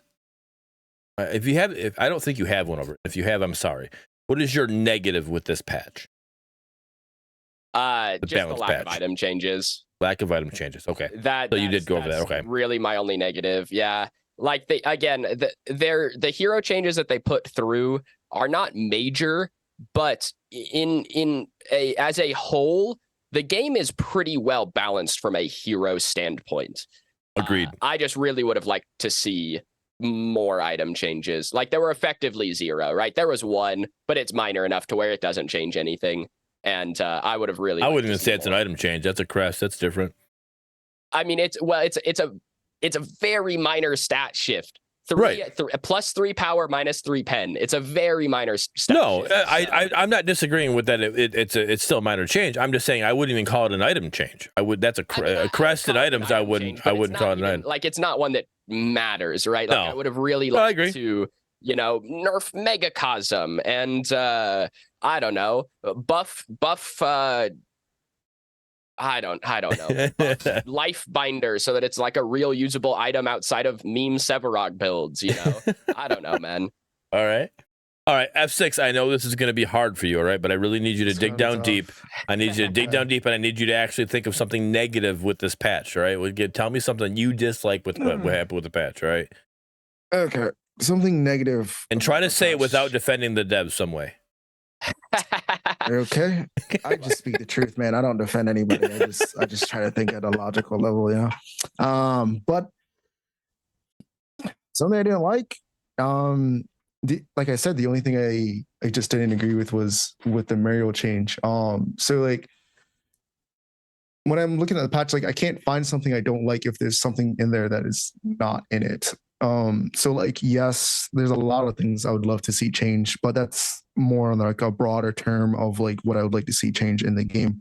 But if you're coming down to just the patch itself, I think the Mario change was just, it was necessary, I guess, because that slow is ridiculous. But yeah, I think she just, if they're gonna nerf her that way, I think she needs a little bit something else in like either her shields or like her base protections, because she's really squishy. And she's not like a phase where it has like a root and like a blind and like could just simply just pull the target away. There's not really too much she can use to defend her laner, other than provide shields and hope to God they don't burst through that shield. And hope like your own laner does more damage while having the shields. But so I think there's a little bit more that needs to be done to her, but I don't have anything else negative, because the only thing I would say negative is something I haven't seen. Well, I was going to say, follow-up question. What wasn't in the patch that you would have liked to see outside of like console or mastery skins or something like that? Like, what? Yeah, this is a balanced patch, so you know, getting content is going to be is asking for. I get that. Okay, so like balance wise, I would have liked to see a little bit more drastic, as in like a change towards the Orb Prime. I've mentioned this in the Creator Guild. I want to see like the Orb Prime get a second phase for the Mini Prime. So like, yeah, there's the first Mini Prime, and then if you're able to get a second Mini Prime, I think it should be a little bit more buffed up, as in to provide a little bit more meaning to try and get an early Mini Prime to be able to get a second Mini Prime. Like, so how would you increase it? So instead of it not, so without giving it too much, so you still get the same minion buff, but maybe give like health regen or mana regen, one of the two, not both, to a single player, allowing that player to be a little bit more impactful around the map, other than just having those boosted minions. So you're not getting a full because Mini Prime gives armor as well, so like health regen might I don't know, like that seems a little strong. Yeah. I don't dislike the thought process, but that seems a little strong. I understand what you're saying. It might be a little bit too strong. I'm not saying, like, obviously it's a numbers thing as well. So like they can just 100% figure out the numbers, right? But I'm just saying, like, just to give it a little bit more oomph to make people try and at least fight for the getting 2 mini primes within the 20 minutes, other than just like, I could probably get this, or I need a chimera to like. Yeah, no, it's, I mean, this, you know, what is the buff to minions? Do you know? Is it like 20% or 10% or something like that? Like, what if first mini prime is 10% buff to minions, like whatever, 10% damage reduction and 10% bonus damage, and the second one's 20%, you know, even something like that. To where the second one just is a boosted version without actually just overloading that player. Right, correct. And that's my whole entire basis on it. I don't know the actual numbers, but even like dwindling down the original numbers from what Mini Prime is right now, and then making the first one a little bit weaker. Yeah, and then making the second one just a little bit stronger than what it is now. Just something to get a little bit more importance within the first 20 minutes on not only just the Fangtooth. I can vibe with that. So yeah, no, I actually read it in the Creator Guild and I really liked it. To me, the whole point of it and what I read and how I understood it, it's just to entice junglers and teams to actually be proactive for the mini buff. Like right now, like I can go a full game. Like, again, I know I'm playing in silver, so I'm not playing this higher tier, group. But in the silvers, like you can go a whole game and not even touch mini prime. You could go a whole game and not touch prime. Like you're just going Fangtooth. Right, you're getting your Fangtooth and you're trying to get Primal Fangtooth, and that's what you're going for. That's what a lot of the games can be that way. It's very seldom. Like I could have won a game easily if my team would have backed off and went Prime. They're like, nope, we're gonna well, let's keep surging this T2, and then hopefully we can surge the the siege the fucking inhib too. I'm like, what are we doing? Like, we literally have 2 people down on their team. We can just back off and go get this. But like, people like they don't want to do it. Like, even though it doesn't matter how much I ping it, it doesn't happen. So just enough to give them even more to entice them. Hey, over here, don't forget, there's something over here you can get. Is definitely worth it. So making a little change to kind of dangle that carrot in front of their face, to come over here, it would be a good idea. On a similar train of thought, this was a conversation that I had in my stream this week. Like Crashy, maybe Reaper was even in there. We were talking about the idea of like a mid camp. So like in Smite, there are mid harpies that give golden XP, but they're in the dead center of the map next to the pits. And so you fight over them. Like mid jungles will fight over them just as a contention point early game. We were talking about like, what if, the stairs that come up to mid lane behind the towers? Yeah. Like what if above that there was a platform, like a fog wall-esque platform that you could see through, but like a platform that had a camp on it that spawned, every 3 minutes after 5 minutes or something like that, and it's a contention point that you can get to, and it, causes fights in like, because right now, especially with the jungle changes, you kind of just AFK farm, right? It would get mid laners active, it would get junglers active. Isn't that what river buffs are? Isn't that what are? Isn't that what river buffs are? River buffs are just whoever's there first. I don't think river buffs are like a contention point, like realistically. Okay. Because you can. So couldn't you then just make river buffs more beefier then, and that way you can actually That would be one way to do it. I don't think that would be a horrible idea, but I would also like to see like the golden XP increased on them if you're gonna do that, because like there's right now river buffs give like 30 gold or something like that, and like next to 0 XP, right? So my idea would just be to make something that is contestable early to get people involved, right? Maybe even your support rotates over. You get a 3v3 in the mid lane over this camp, right? I mean, like, it doesn't have to be huge, but right. You mean like a Scuttle Crab? Like Scuttle, yeah. Just like if you're a league player, just like Scuttle, something to fight over. I guess it's trying to balance that. So you're kind of, I guess it's like river buffs where you kind of like mid laners need them, junglers don't really need them, and you kind of want to. I don't know if them like I would probably imagine our map at the moment probably doesn't have. That's the main issue is the map. So we like, at least in my stream, what we were like cooking up was some kind of platform over the mid lane. Mm-hmm. There would be like some kind of verticality, like maybe it's the height where Gideon Portal can get to it, Kalari triple jump can get to it from the ground, that kind of thing. But obviously the map does as is. It makes it a little difficult to add some kind of mid map camp or objective kind of thing. Okay. All right. My negative with the patch is wording, and only in a certain situation. They claimed that the Xerath not getting stacks off of takedowns was a bug. And that's not the vibe we got when Alex was on. We were talking to Alex about it. That was more like this is how they're doing it. This is what's going on, and they'll look into it. And now they made that change. They claimed it as a bug. And like, no, that's not. Like, what do you mean? Like, don't tell me something's a bug when it wasn't a bug. Like, that's like, I feel like if it was a bug, then Alex would have said, "Oh, that's what's happening. Oh, well, that's a bug. That's not meant to be that way." I felt like we would have been told that when we brought that up, literally blatantly, word for word, how we said it. So I didn't like that. I thought that was kind of like the same gripe when I read the patch notes. Actually, I read that. I'm like, I felt like that was like I don't know. It felt very distasteful to me. Like, is that the word I want to use? I think that feels right. I could be wrong, but like, it just didn't feel good. Like, I'm like that, like dishonest almost. Yeah. It just didn't feel right. Like, that's not right. Don't call that a bug. Like, just say that you're now making this. Just say that you're making this change where he now gets stacks off takedowns. That's all you got to do. Just make that. Say that's a change. That's all it is. It's a balance. That's all it is. You didn't have to say it was a bug. Saying it's a bug just felt weird. And I'm like, this isn't right. So I was with you. The first time I read the patch notes, I was like, yeah, I don't think that was a bug. I mean, like, that question had been posed in many Discords many times, and the answer was always like, oh, yeah, that's how it's supposed to work. Like, you're only supposed to get power on kills. Right. If it says that otherwise, like, then it's maybe just worded incorrectly. Like, that's what I was always told, is the wording is not quite right on that. Yeah.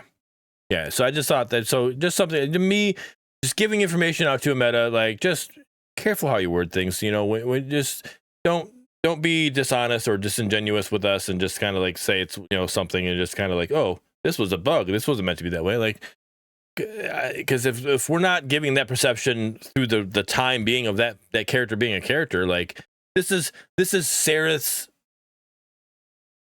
first balance patch, right? So Sarith has been out for a while now and has been through multiple balances, and they've now just made this change, like, and this has been something we've been talking about, like that's something that's like, if it was a bug, then why wasn't it fixed? It's something like, I don't know, I disagree. Again, it wasn't perceived that way.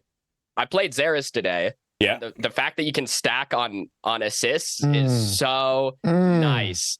I bet. I had a game where I was at like plus 26 power at like the 15-minute mark or 16-minute mark because my jungle had ganked for me a couple times, and I didn't have 5 kills. I had like 3 and a couple assists, but it's just feels so good. It just feels. I bet it does. Is what it I bet it does, and that's good. Imagine if they didn't nerf his ult's damage. Oh my god. Whatever, man. 50% scaling if you're building Bruiser is like, you know, 80 damage off the ult, whatever. Yeah, it's I mean, it's not insignificant, but like that's. But I think that was also a balance for the fact that he's now getting stacks off of takedowns, you know, and that's fine. You know, like I'm okay with it. Just the fact that it felt so bad to ult and then one of your teammates take him down by an auto, just one auto, you know, it killed him. As the teammate, now you can steal Xerxes' kills in his ultimate, and I don't care because I ulted. I put him in a ring for all of us to kill him. Right? I don't care that you take him. I've been that. That's the style of play I've always had. Right? I unless I'm an ADC, right? Because ADC, I need kills to get big, right? But anybody, if I play solo lane, like I don't care. I could be a 1, 3, and 25 solo laner. I don't care. We did what we were supposed to do as a team. That's how I've always been that way of that player, right? So, but I mean, like to sit there and like use your ultimate, and like, all right, I'm trying to get stacks so I can like own solo lane, and then I can start rotating, and then you're not getting any stacks off of it. And it's like I've sit there and used like how many ultimates? And I didn't get any stacks because I got assist on all of them. Like, sure, skill issue all you want to say, but it just doesn't feel good. Right, and the game's supposed to feel good. Now, I will say that it feels much better. I need to try them out. I haven't tried them out since then. So it was noticeable. So that was my negative with the patch. That's where I felt like I just like that. Just didn't it. I didn't like it. I read it. And I'm like that's not right. So, and then Turd Dog said he agreed with you, Pinzo. He says that his negative is the Richter wasn't necessary. The Richter changes wasn't necessary. That 20% monster change. Like my only real issue with that Richter change is the fact that they didn't look at any other junglers when it came to, because that's what that is a pre-nerf, right? They pre-nerfed Richter because they think he would be too good on this jungle patch without getting the damage off of without reducing or taking off the bonus damage on his E. Right. My only issue with that is that they didn't look at Sev or Kalari. You know, why didn't Kalari get bonus damage taken off of her dagger? Okay, she got a bunch taken off like last patch, whatever. Point being, you know, like they didn't look at any of these other junglers for pre-nerfs. So why hit Richter? That was my only, like, that is the reason that I don't like that, is because it's a pre-nerf for something that I don't think would have been an issue. Gotcha. I think they also need to look at Stormbreaker since the last change for it. Is Stormbreaker bugged right now? I'm not sure. Can anyone confirm that? Because like I don't know if it's just bugged on damage recap, but I had a game the other day where I was playing against a Drongo, and on my damage recap it said Stormbreaker hit me 24 times. Damn. Which is not possible. He did not auto me 96 times. So I don't know if it's just, and it did. I mean, Stormbreaker did like 1,500 damage to me on that damage recap. So I don't know if it's bugged and Stormbreaker is like, the damage recap is adding to the hits. It's adding, you know, Sky Splitter and Tainted Rounds and all that stuff. It's adding to the Stormbreaker in the damage recap. That might be what's happening. But I don't know if it's bugged or not, but I was mad. I was like, I just got hit 24 times by Stormbreaker. What? Drongo OP. I guess, man. I mean, I don't know. Yeah, I don't know. Maybe when he did ultimate to you, all the little difference, buckshot that he hit with the Shrapnels. ultimate, shrapnel, right. counted. Yeah, I don't know. You think Stormbreaker needs looked at in the jungle though, F6? Yeah, because they made it. Was it 100% It's effective now? 100% to minions. Yeah, like they made that change for Seraph. I'm pretty sure. You think And it's too then strong? I haven't tried it out yet, but just look at it from like a perspective of they nerf Richter for that reason. I'm gonna test it out and like we'll see. But if it's still at 100% effectiveness, it might need to be tweaked or looked at. I can't say I've built any Stormbreaker junglers on the new patch, so No. I wouldn't know. Overlord feels pretty good now. I will say that. Overlord feels like you clear incredibly fast. So I don't know. Maybe they need to look at all the AoE, or maybe that's just how they want it to be. I mean, making the camps less tanky, the goal of that is to make them clear faster, right? So like they obviously knew that was coming, that people would clear faster. So like, why nerf all the clear items if you want people to clear faster? True. But I don't know. True. All right, we are over our time limit that we normally go with, our whole 2 hours here. So let's start wrapping up here. Any last things you guys want to talk about? I think we're good. Could be wrong though. I just want to make sure. I don't have anything. All right, F6. All right, Ruba, you got anything you wanted to make sure we talked about before we go? No, I'm good. All right. So on that note, let's do our outros. So we'll go in the same order that we entered here. So go ahead and make sure you let people know where they can find you. Ruba, for you, let them know, let them know who the next hero is, what's the coolest thing that you're working on for the upcoming, original hero, all that kind of stuff. Just let it all spill out. Yep. Yeah, give us the next 3 original heroes, code names, and then we can move on. Let them know what's going on. Give them a little shout out to the community, then something. Give them a little hype if you can, whatever you can do about. And then the rest of you guys, shout out to the community, shout out to the devs. What do you got to do? Let them know where they can find you. Cool, thank you very much. Nothing really for me, no socials. Doing for that. Big thank you guys for having me on. It's been a pleasure. As someone who came from the community and is massively lucky that I ended up where I am, a big part of that was communities like you guys have. I'm very, very grateful that we have people like you, good and bad. It's always good to have objective voices in our community. So yeah, a big thank you for everything that you do for our little game. Hopefully everyone's hyped. I think the next big thing really get hyped about is console release. I know you've heard it's coming. It's definitely coming. Looking forward to what that means for our game. Influx of new players, lots more people coming in. Hopefully expanding out. So yeah, looking forward to that. Again, thank you very much for having me. Oh, great having you. Thanks again for coming on, and we'll definitely get you on here another time here. Maybe the next OG hero release, we'll get you to come on and talk about the animation system for them and what's going on there. Yeah, sounds good. I'm Pinzo. I stream daily, twitch.tv/Pinzo. I upload daily on YouTube, youtube.com/Pinzo, all that kind of stuff. Excuse me. As far as like message to the community, stop dodging and AFKing, please. It's getting really annoying. I've kind of just had enough. So if you guys would kindly stop, I'd really appreciate it. Other than that, no, that's about all I got, actually. Yeah, that's pretty much it. All right. F6. Yeah. Sorry, that one kind of like took a little bit out of me. But I'm F6. Message to the community. Honestly, from scouring Reddit and just seeing you guys' feedback, I'm a big component for feedback. But how you give feedback is also an important thing. Just because you're kicking and screaming doesn't mean it's necessarily good feedback.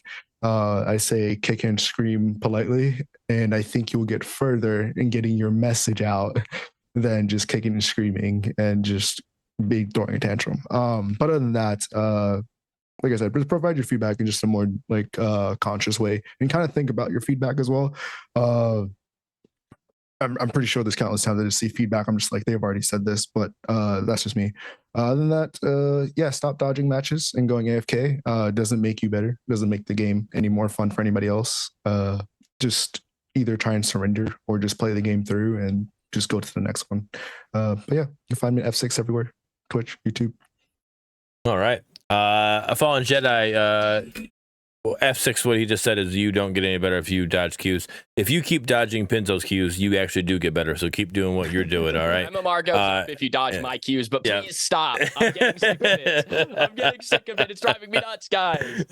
So, all right.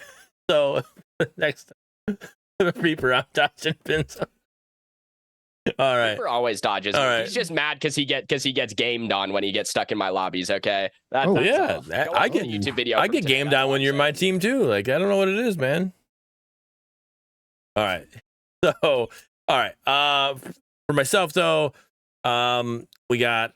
I want to do a quick read here, guys. Sorry, I know, but I'm really passionate about what this charity I'm doing. So this whole month, all my streams, we are working on raising money for the kids. So it's Mott's Children's Hospital. Says net proceeds will benefit the Therapeutic Gaming and Digital Technology Program, a unique program committed to enhancing the patient experience by supporting healing through creative use of gaming and a wide range of emerging technology platforms. Thanks to our generous sponsors, Domino's, Miller Knoll, and American Interiors. All donations will be matched dollar for dollar up to $20,000 during the month of October. Now, again, just a few of these things that can, just a small dollar, $5 can create a customized 3D printed fidget spinner for the patients. $25 can provide with 1 hour video editing session to make their own video. All of us that are content creators, and we know we've been doing our editing on videos, just to, so another a patient being able to do something similar to that would be great. $100 can buy Spectrum's music coding rings, an app connected device that allows patients to create and remix music, turning the world around them into their own song. $250 is the one that I like the most, I think. Can build an adaptive controller for a patient to continue to play their favorite games no matter their ability.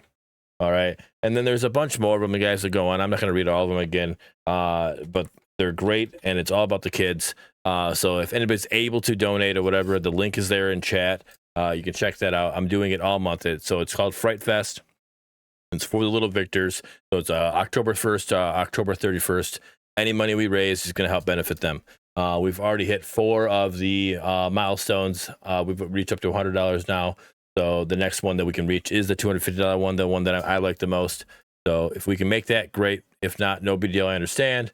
But other than that, I am streaming Monday, Tuesday, Wednesday, Thursday, and Wednesdays is a PREDCAST day. Monday, Tuesday, Thursday are gaming days. And I'm probably going to try to sprinkle in some more streams here and there during this month, just to kind of help promote this charity as well. But as for the devs, great job on the dev stream today. Ruba, thanks again for hanging out here. I appreciate all the support that the PREDCAST gets from you guys. You guys are definitely supporting us. We definitely appreciate that. And for the community, hold on. I know it's rough, but I feel confident that when patch 12, in 3 weeks, when patch 12 drops, or point 12 drops, with the affinity system coming in, the game's going to feel a lot better with what's going on. And, you're going to feel good that you're actually able to grind for something. And it's not just, you're not playing, you don't have to dodge Pinzo's games, because when you play the game, you still get XP for it, right? So that right there is already a benefit. So hold on, we're almost there. Things are happening, and hopefully between patch 12 and patch 13, because me and F6 talking, patch 13 is the halfway point. We should be getting console between patch 12 and patch, between now and patch 13, we should be getting console, by the terms that they said, early season 3, right? So yeah. So that's what we're thinking, and we're hoping there. But appreciate y'all coming hang out though, and we'll see you on the next one. Peace.